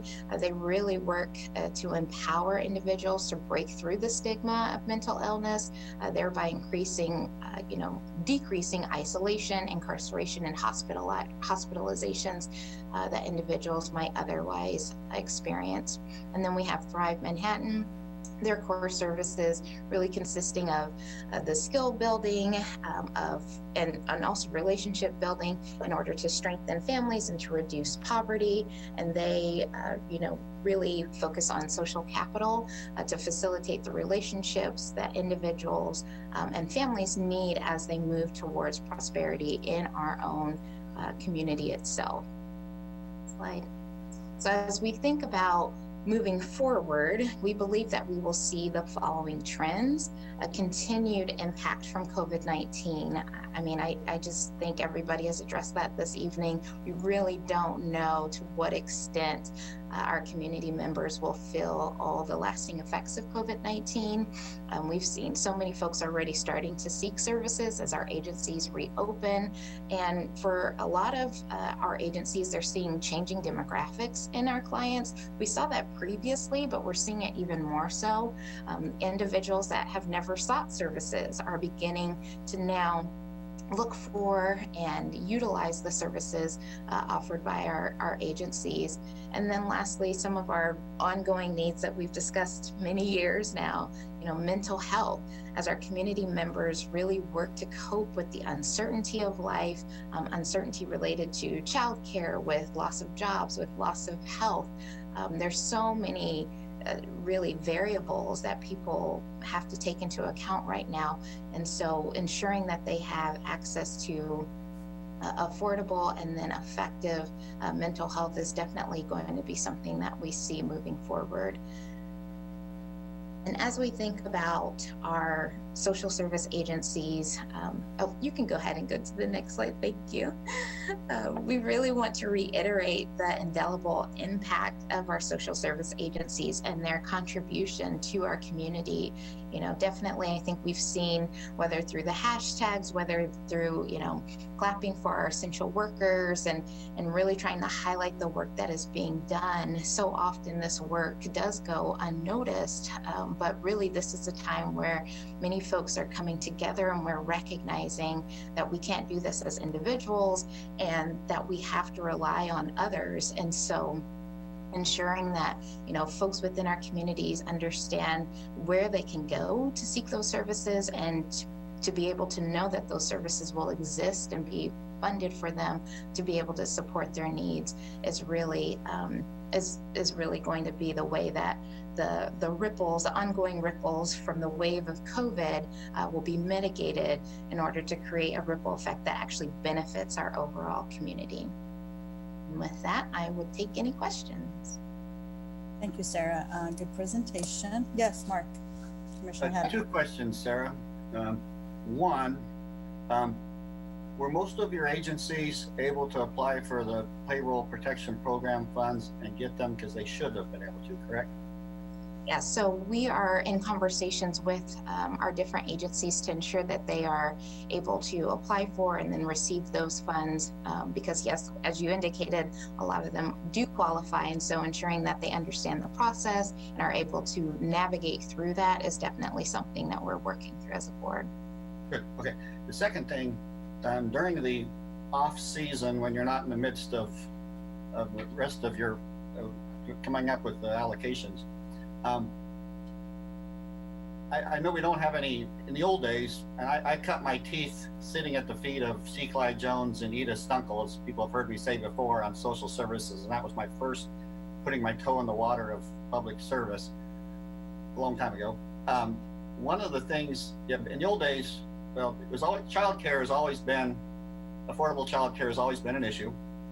And in the old days, we used to fund Manhattan Daycare Center before that went out of business. I would like you to consider getting together with small child care providers, people in their houses, people who have facilities, and find out what are the most onerous regulations that provide the least amount of safety, that is driving mom and pop home childcare things out of business and making institutional, bigger facility childcare so expensive, and come up with a list that somebody can take to the legislature, to the county health lady, to the regulators, to somebody at the state and say, this is killing affordable childcare, and roll back. Nobody's advocating for dangerous childcare situations, but I've said before, there were enough regulations in place 5 or 10 years ago to keep kids safe. They don't need to keep adding more, which is why it's in-house childcare, the most affordable way to get it.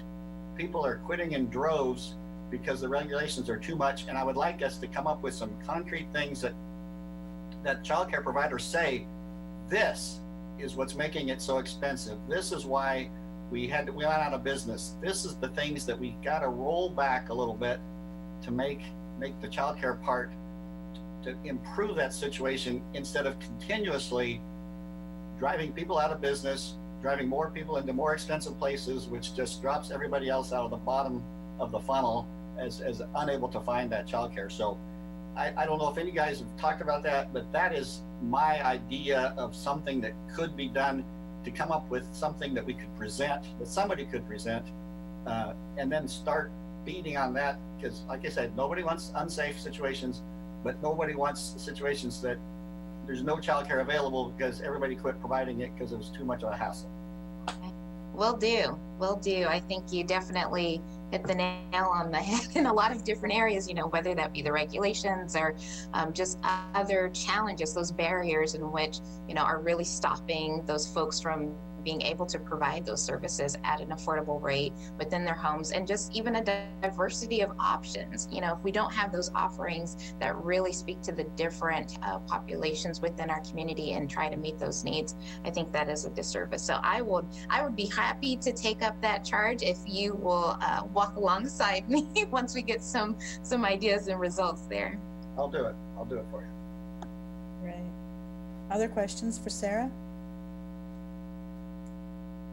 Yeah, I've got 2 quick ones. What is the actual budget request for this year?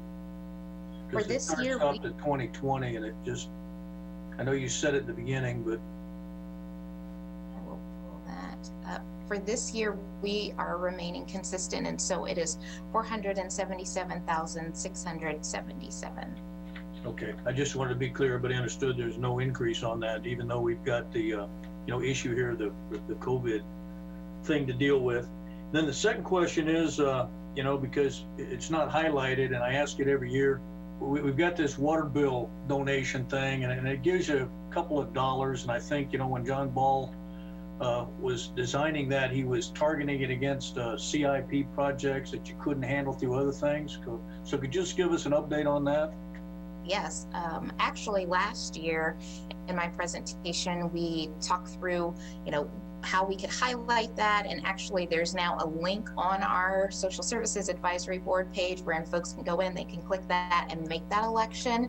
We did see a decrease over the years because for so many folks, they were doing that electronic, just automated, and they weren't necessarily seeing the bills to encourage them to opt into it. And so still working through how we can continue to increase awareness around that and to make that an easier process for folks, even as they do the opt-in and make everything electronic, so that they can have that and they don't have to do a second thought. They can just have that coming out. And so I think over the years, our numbers have seen a decrease, but we're hopeful that as folks become more aware of it and are recognizing the need and can see the projects that are being done on a regular basis, that's something that we've recently talked about as a board with different board members, as far as being able to share with folks explicitly, like, this is where your money is going. These are the projects that have been able to be completed, so that they can put those two things together, their funds going directly to support our social service agencies. So thank you for bringing it up. Yeah, I want to just take the opportunity, everybody listening out there, it's very easy, on your water bill, you can just donate $1 a month, You know, I donate a little bit more than that because I pushed this years ago because I see it as an easy way to make it happen. And I'm a little disappointed we can't get everybody that has a water meter to just donate $1 a month. Because if we were to do that, you know, it would generate, I think, somewhere around $130,000. And it would be a huge amount and it would be very little pain, you know, and you can just put it on there, you won't notice it. It'll just, that $1 will come off there and you can do it online. The form is there. So, you know, if you want to support social services, and definitely this is a time they need additional support, please get on your computer and push the button and donate $1. Thank you. Other questions for Sarah? Sarah, Linda Morse. I was just going to ask you, I know that serving on this committee requires a lot of time, of your personal time. And I just wonder, because you actually interview each of the agencies and really put your hearts into it, how much time per agency do you spend? That's a good question. Yeah. You know, it really depends. Obviously, we do our site visits, and so that's about 3 hours in and of itself. We try and give over an hour to not only go through our questions as far as, you know, regular questions that we ask every single agency, but we also do tours for our new members. We're constantly bringing on new folks and then having folks cycle off, and then inviting, you know, very passionate and concerned community members. You know, I spoke about this last year, but you taking the time out of your schedule to come in and to visit with some of our agencies was very meaningful. And, you know, I think it provides a different perspective, not only for the attendee, but for our agency staff members, to have an understanding, you know, not only of the questions and the perceptions from our board members, but also from our community members, as far as, you know, how their services are perceived and the impact that they're having. And so, in addition to the regularly scheduled site visits, you know, we spend time writing the reports following the site visits, and then we also just spend time supporting our services, whether it's a fundraiser that they have going on, and then just even connecting with them on a regular basis. So, you know, for our board, it is definitely a labor of love and a service to the community that they think is essential and something that they're willing to do. So I would just say, you know, as far as the time commitment, it may pale in comparison to some other boards, but definitely for our members, they are spending a good amount throughout each month working in support of our agencies. I think that we appreciate what you're doing. I'd like to thank you, and if you would share that with the rest of the board members when you meet. It's such an important role that for us to for you as a board and the community to help those that are less fortunate. So we have a good organized system, and I wish the money could go up, but we'll probably have trouble making that even goal this year. But thank you so much. Appreciate it. Thank you. Sarah, I have a couple of questions. You know, we had talked earlier this afternoon about some of the discussion that's going to be happening this evening. But I was wondering, as I'm looking at your classification of emergency and classification of critical, why is Morningstar and home care and hospice not part of emergency? Because I think there's a lot of mental health issues right now, and as well as for home care and hospice, the needs are enormous at this time. How did you designate them to be critical as opposed to emergency? And I know that was very difficult. I will not deny that, because I think all of them should be an emergency. But I was wondering about Morningstar and home care and hospice. That's a great question, and something that we've wrestled with quite a lot as a board. And ultimately, we've come down to, you know, for the critical, we really see that as the prevention and the intervention. And so definitely with Morningstar, while the needs of the individual seeking those services sometimes may be in an emergency state, for the most part, the support, just really community building that is happening there is really seen as a prevention mechanism to ensure that the folks are getting that care, that getting that ongoing support from their peers, getting access to different resources within the community as they are transitioning out of hospitalization or out of incarceration, or maybe out of a period wherein they were seeking some of those emergency care services. And so, you know, for us, it is a really difficult determination as we try and break that up. And then, you know, the same for our home care and hospice. For a lot of these individuals, we're trying to do preventative care to be able to keep them in their homes or to keep them as independent as possible. And so ensuring that we have funding for our healthcare attendants to be able to go and support them. And then also ultimately that transition out of, you know, that more chronic, ongoing health deterioration as they make that transition to end of life, to really provide that service more out of compassion rather than an emergent need.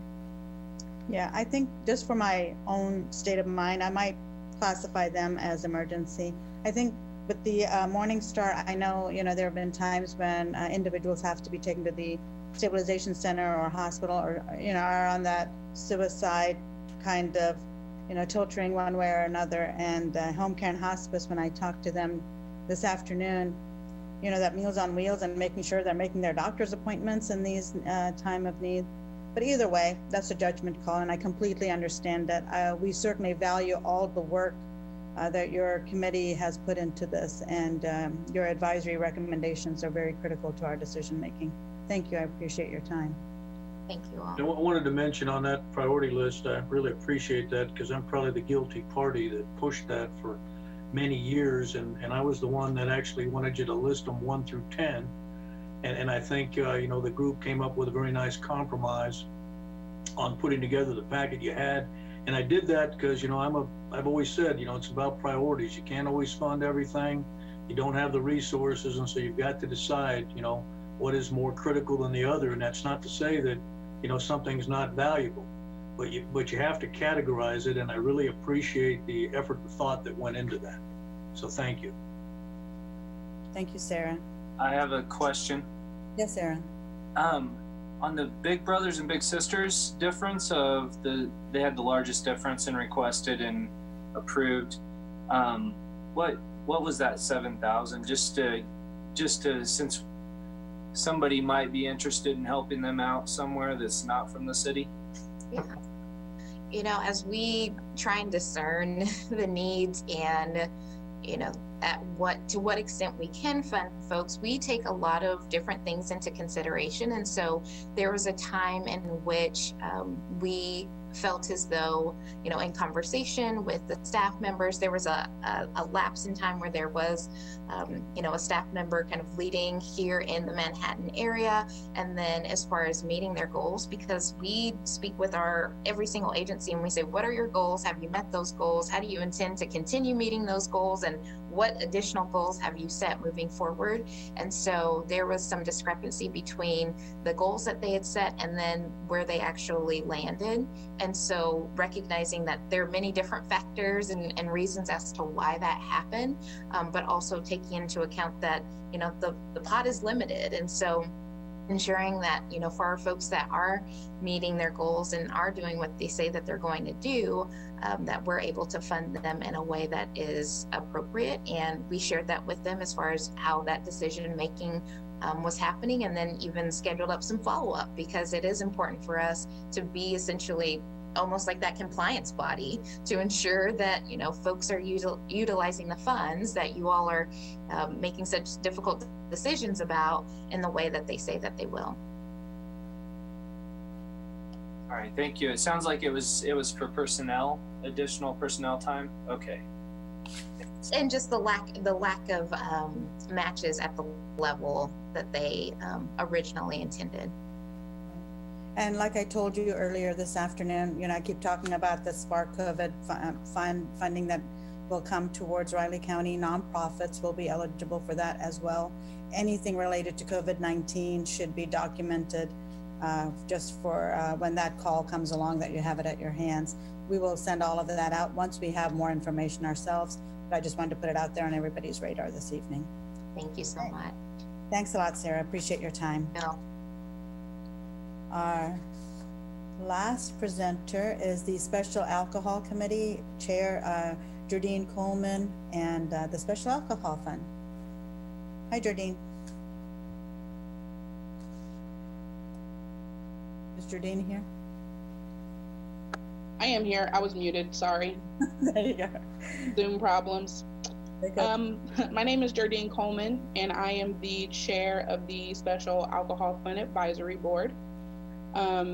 I worked with our staff liaison on our presentation tonight, and we decided to keep it short and sweet because we always follow SSAB, and they do such an incredible job of giving you an overview of almost all of the agencies that we both work with.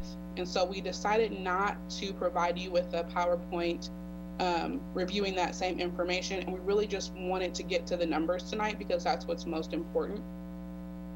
I will start by saying, I mean, I've been on this call for a little over an hour already, and I'm aware that all aspects of Manhattan are being affected by COVID-19, and we are not any different. Our fund depends on the special tax that is on caterers and clubs and establishments that sell drinks by the drink. And so with having businesses shut down, we're seeing that affect our funds that we have available. And so what we decided to do was to honor all of the same amounts that we allocated for the 2020 budget that we did in 2021, unless an agency asked specifically for less money, then we went with that lesser amount, which is the case for Riley County Community Corrections Juvenile Services. They decreased their request, and so we matched that. We did have one agency that did not request funds in for 21, and that was Wonder Workshop. Our deadline for our application fell right around the time that we lost Richard Pitts. And so we spoke to their board, and they just weren't able to get the application in, but we encouraged them to return for future years because we were all very excited to be able to fund some personnel and some activities for that agency. So we hope that they can return. There was a total amount requested for the 2021 year was $632,342. And what we approved for allocation was $471,300. And again, that difference is noted because we had one agency ask for less funding than they did last year, and we also had one agency that did not apply again this year. So that's why that number is lower. I didn't provide you with our projections, but looking forward, we are projecting to have a decrease in our funds for 2022. And so we are sort of in a wait and see to see how the rest of the quarters or the year's quarters allocations shake out for us. We really can't predict what will be available. And our agencies are aware that we are limited in what we can provide as far as when our allocations come in, we can only give what we have, and they understand that because that's a part of our contract that they sign with us. I'd be happy to answer any questions that you guys had about our funding decisions or about the committee. Bulldog Catasol here. Yes. Jardine, refresh my memory, is most of the money that goes to the school district, is that for social workers, or Yes, that's a great question. So it actually funds a particular position at the school district. It is a special drug and alcohol social worker, and she serves K-12. And we are having some conversations in the committee about if we want to continue to be the primary funding source for any one agency's program. And the school district has historically had a pretty significant chunk of our funds. And quite frankly, we're getting some pushback from our other agencies as to why that is. And so we're trying to figure out how do we balance that request with their needs that we have across the board. Yeah, I was thinking it used to be 2 or 3 or more positions than a position and affiliated expenses. And so I just wanted to get a new update as to how that was allocated that way. So, thank you. Mm-hmm. Yeah, I concur with Mark on that. That one always seemed like huge amount of the money that comes out of there. But I appreciate the work that the board does, and of course this one is one where sort of unique because your budget is just driven by those tax receipts. It's not something that really the commission controls at all. It's like here's what you get depending upon the spending habits of the population. And so I think it's this board is an excellent example of taking the citizens and letting them decide what to do with that money. And I always find it very comfortable what the board presents. And the only other thing that's of interest, and we've said this years before, there's about 5 agencies there that are duplicated between Social Services Advisory Board and the Special Alcohol Fund. And I trust you're looking at that so that you don't get an excessive amount going to one group or the other. I don't know if that plays into the determinations of either board or not, but I know we've discussed it each year. But definitely appreciate the work everybody does on this particular board. Thank you. And I appreciate you pointing out that our funding is always up in the air, because that is always a challenge with this board. We really can't come to you and ask you to give us anything more than what we have. So we're just trying to figure out what to do with what we have. It's always hard. Thank you, Jardine. Jardine, can you tell me a little bit about Friends of Recovery Association? I remember talking about this in the past, but then I just kind of lost it. And now I know it's 15 again, and it's 5. Friends of Recovery is the Oxford House program. So it's a sober living program. And they have one Oxford House that is women, and I believe that they have opened up a second that is women and children. And we have, over the last few years, we've really pushed them about meeting their goals, exactly what Sarah was talking about. So they've had a goal to open up another Oxford House, and they weren't meeting that goal for a while, and so we decreased their funding. And so they're slowly moving in that direction to get and to maintain that other home, which is challenging because it's up to the residents. It's fully run by people who are sober, and so they make their own house rules, and it's a matter of everyone being on the same page and contributing, and that's sort of what keeps the house open.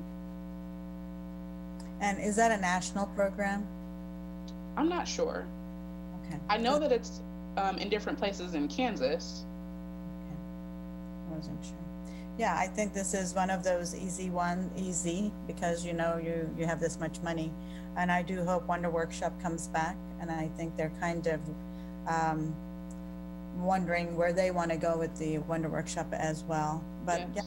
Made some good decisions, and we will continue that discussion. Thank you for all the effort your entire advisory board has put into this. We appreciate it. Yes, thank you, and thank you for appointing Scott to our advisory board. We're excited to have another member join us. Good. So the more the merrier. Yes, always. Any other questions for Jardine? Jardine, just thank you, Linda Morris. Jardine, thank you for the effort of your entire committee. It is passion and time consuming. I do have a question about the social worker. Is that really a total of $190,000 though? So it's not just her position. I believe it also is about the curriculum that she provides. So all the programming that she does is also a part of that. And could be multiple people then with part of her team, but she's the only actual social worker. Okay, thank you. Good question. Thank you for letting me clarify that. Oh yeah, thank you. Thank you, Jardine. We do have, I think, the Wolf House, but they sent us a letter, a document for their funding. Okay, with that, commissioners, we can have our conversation. Jason, is there anything else you wanted to add, or any of our city staff? Not at this time, Mayor. We are meeting next Tuesday to talk broader conversation on the general fund. So quite a bit of what you're considering tonight is impacted by our transient guest tax forecast, which is on the July 14th work session schedule. So we'll jump into the CVB and transient guest tax discussion at that point as well. We'll have to circle back on some of these entities and the forecast for 2021, especially as it pertains to TGT, and develop a game plan on how you want to handle those. Sounds good. Ron, did you want to say something? You're on mute. Thank you, Mayor. I think your point that I think there is an opportunity for several of these agencies to possibly benefit from some of the Spark funds that will be coming. There's also an opportunity for some of them to possibly look at some of our CDBG funds that we have, the CARES money that we got from that. And I know Eric and his staff in community development have reached out to several of those for that process. So that's another avenue that we can look at meeting some of the increased demand.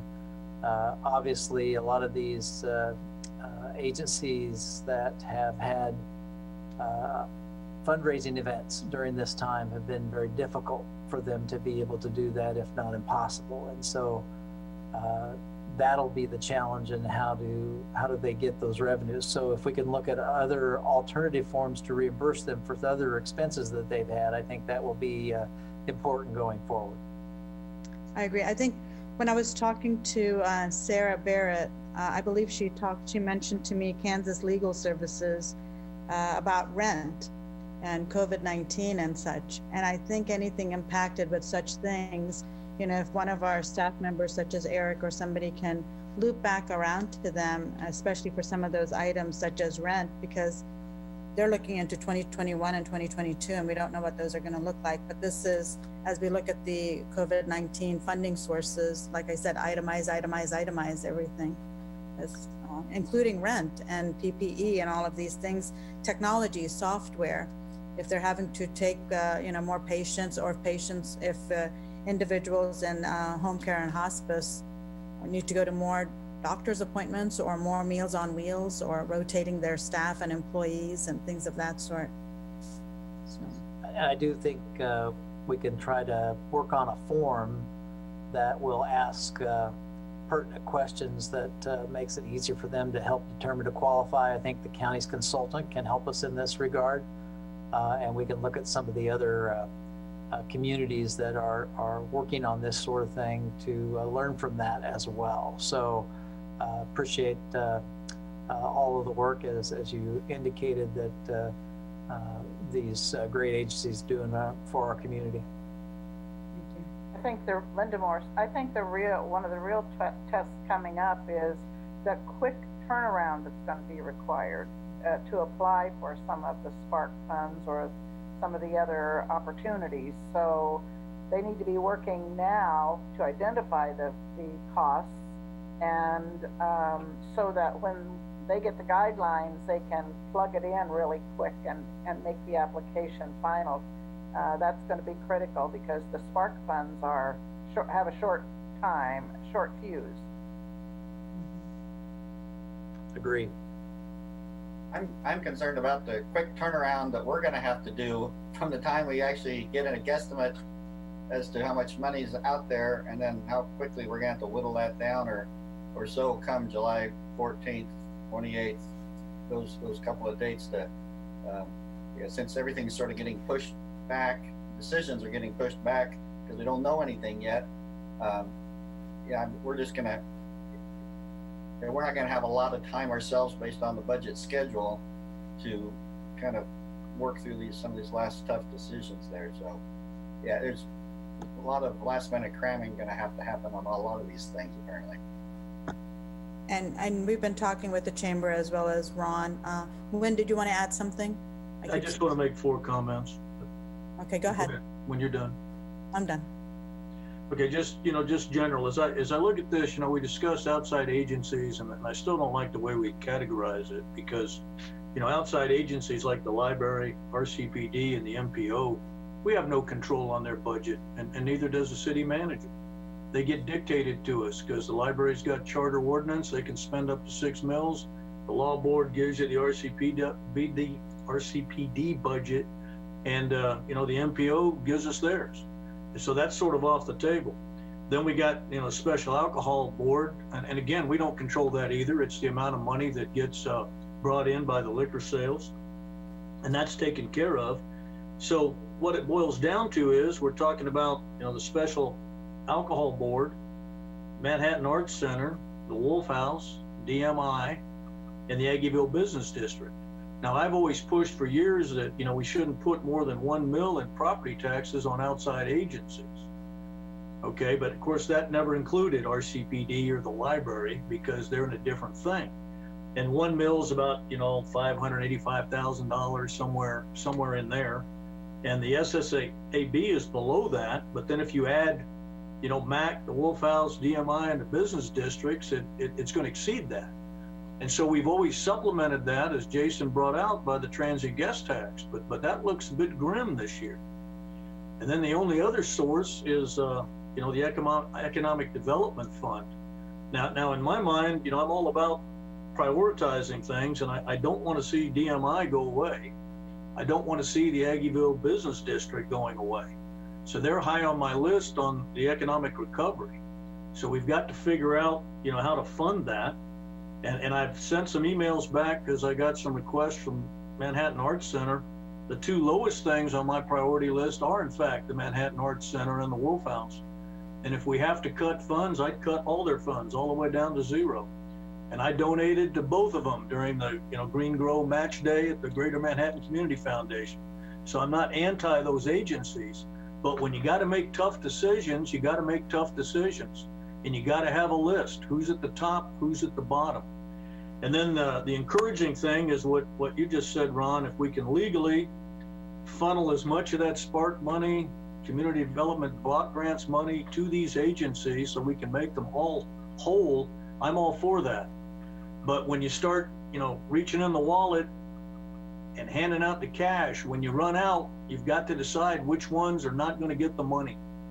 And that's basically, I think, what Mark was alluding to. We're going to have to make that decision. And I've already got, my priority list, and I sort of explained that. So I wanted to be sure the staff, understood that. And the transient guest tax, it's going to be tough because I think we've got to balance, what the chamber wants, what the 2 business district wants. And I've always seen them as, being a team effort to make it work. And hopefully we can work together and keep all 3 of them whole. Thank you, Ren. Other comments for this discussion? Yes, Mark. Yeah, Commissioner Hassel again. One of the things that this year is such a conundrum of differences. There's people, a lot of the not-for-profits have lost their fundraising event because of the lockdown and various things like that. Some of them will try to push things back to the fall, do them virtual or online. But on the other hand, looking at my leaderboard from the Grow Green Match Day, you take out the COVID Recovery Fund, and the top 5 Grow Green agencies were all Shepherd's Crossing, Crisis Center, Breadbasket, Home Care Hospice, and the Emergency Shelter. Most likely, easily their best year ever, since pretty much everybody on Grow Green had the best year ever because it was $300,000 or $400,000 more than it ever had been. So there's more money they've gotten sort of more money through the Grow Green, the match, and I saw that the Community Foundation also gave $20,000 to Shepherd's Crossing from their, I think from the COVID-19 Recovery Fund. And so I would like, the community, I like what the Community Foundation is doing to help out with some of that stuff, and I would like the hope that they can continue to step forward potentially as the year goes on to help fill in a little bit more of the gaps, to maybe even help out a little bit more for next year on some of these agencies that that may end up not getting as much city money as they have requested.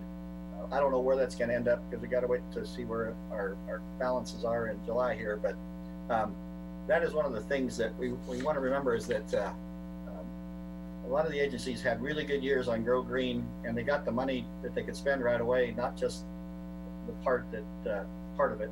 And so that will help a little bit. But I understand, on the other hand, they've lost a lot of their fundraising capabilities. So that may be all a wash, and there may not actually be sort of any extra money by the time you get to what they've lost plus what they're getting from the private sector. And so that's something I'm going to kind of like to keep an eye on a little bit as we get closer to the budget deadline is.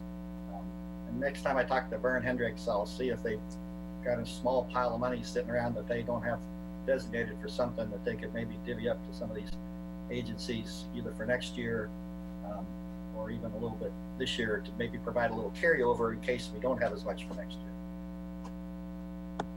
Thank you, Commissioner. Other comments before we jump in? Okay, well, I'll chime in a little bit here. And I have no problem with the DMI or Aggieville Business District. I think that's something we're going to continue to work with them on, being business districts, as well as other business districts in our community. That's one of the prime aspects to get our economy back, because we rely so much on sales tax revenue. So it's in our best interest to help them out as much as possible in this process. The social services, I understand what the Greater Manhattan Community Foundation is doing, and I think that will be helpful to the social service agencies. But this is the time. We also know that most of those social service agencies are run by just a handful of staff and lots of volunteers. And most of those volunteers are usually either retired or are just, trying to fill in some time so that they can help out the community. But that has not been as effective these days because of all of the social distancing and all of this we had to do. So a fewer people are having to pick up a larger load of that work for some very vulnerable and needy populations. And I think this is the time that they probably need this funding more than ever before, not only for fundraising efforts, but because the challenges they themselves are facing. When I was talking to a couple of them, they were worried about their employees that may have come in contact that had COVID-19, but their employees can't get tested because they're not showing any symptoms. So their employees have to take 14 days off just in case anything happens, or unless they get. So when you if you have 5 employees and 2 or 3 can't come in because they don't have symptoms, but they think they came in contact, that reduces, fewer people, but the workload does not reduce. So I think this is the time we need to continue to make sure people are getting to their doctor's appointments, are getting their needs met, whether it's mental well-being or for their child care, for their legal services. Domestic abuse is still happening. Crisis Center is still seeing a lot of people. They still need money to make sure they're taking care of some of them, especially now that more people are at home. So things are increasing. The needs are increasing. So when we start discussing the budget in whole, I'm sure we will have further discussions when we see all of the numbers come together at one time. That's my take on this. Okay. Mayor Linda Morris, I too feel like I need to know more. I can't come up with a magic anything right now because we don't have a more complete revenue picture, and we don't, there are going to be some sacrifices, and we're going to have to pick very carefully. And so it's kind of up in the air. And if we're not going to be doing some of these things until July, then there's not much. I want to take it all in at this point, but I'm not ready to make a determination. Right. And we also have to keep in mind any kind of CDBG funds or CARES Act funds or the Spark COVID-19 funds that they're probably going to be utilized for 2020, not budgeting for 2021. So that would be a different area for direct aid we would be looking at, as opposed to filling the gap for what else they already spent since COVID-19 started. So we're looking at a couple of at least 2 or 3 different factors when we look at what are they going to be getting and what does that mean to our budget. So again, lots of discussions to be had. Any other comments? Mayor, I'll just, this is Commissioner Estabrook real quick. Kind of jogged my thinking in the sense of when we talk about business associations and we have Aggieville, we have downtown, we don't see requests and we don't often hear about, but the West Loop Business Association, and just in that sense of when Gina mentioned, I wasn't aware, about the Spark and the information that goes out. I think there's some businesses over on that side. Has nothing to do with this other than you sparked my remembrance of the West Loop Business Association. So wanted to give that a shout out too, I guess.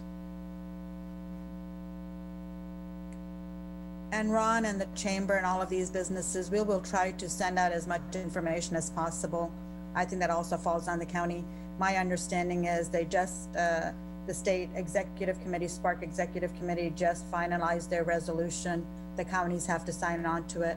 And I think two of those sections are very pertinent to our discussion because they have to make a way for the city, municipalities, and school district public education entities to receive some of those funds. And they hired a consultant, which is great. So these are discussions we're going to have on top of our own budget discussions. So we need to really be very focused for the next few months, well, next 6 months. I would agree to that. And certainly it's our intent to distribute that information as broadly as possible. I know that's the county's intent. Also, keeping in mind this is going to come in 3 waves, and so the first wave is really focused more on taxing jurisdictions, which could include how we help some of our agencies that we typically help and organizations. But those same folks would also be eligible in phase 2 and 3, as could we be in a public-private partnership component. It sounds like phases 2 and 3 are going to be more of a first come, first serve on the funds that are available. So there's a lot out there. I think our biggest challenge will be trying to determine what are those future preventative costs that we might come up with for a resurgence. And that's something that's really going to take some time and groups to really put their heads together and figure out that we can be better prepared for all of us, public and private sector, in the event of a resurgence, and what do we need on hand to be more successful in meeting that challenge. Right, I agree. Lots of discussions, testing being one. But either way, before we dig into all of that, this is not for that. But if there are no other comments, I can adjourn the meeting. Okay, seeing no more comments, we are adjourned. Thank you, everyone. Thank you.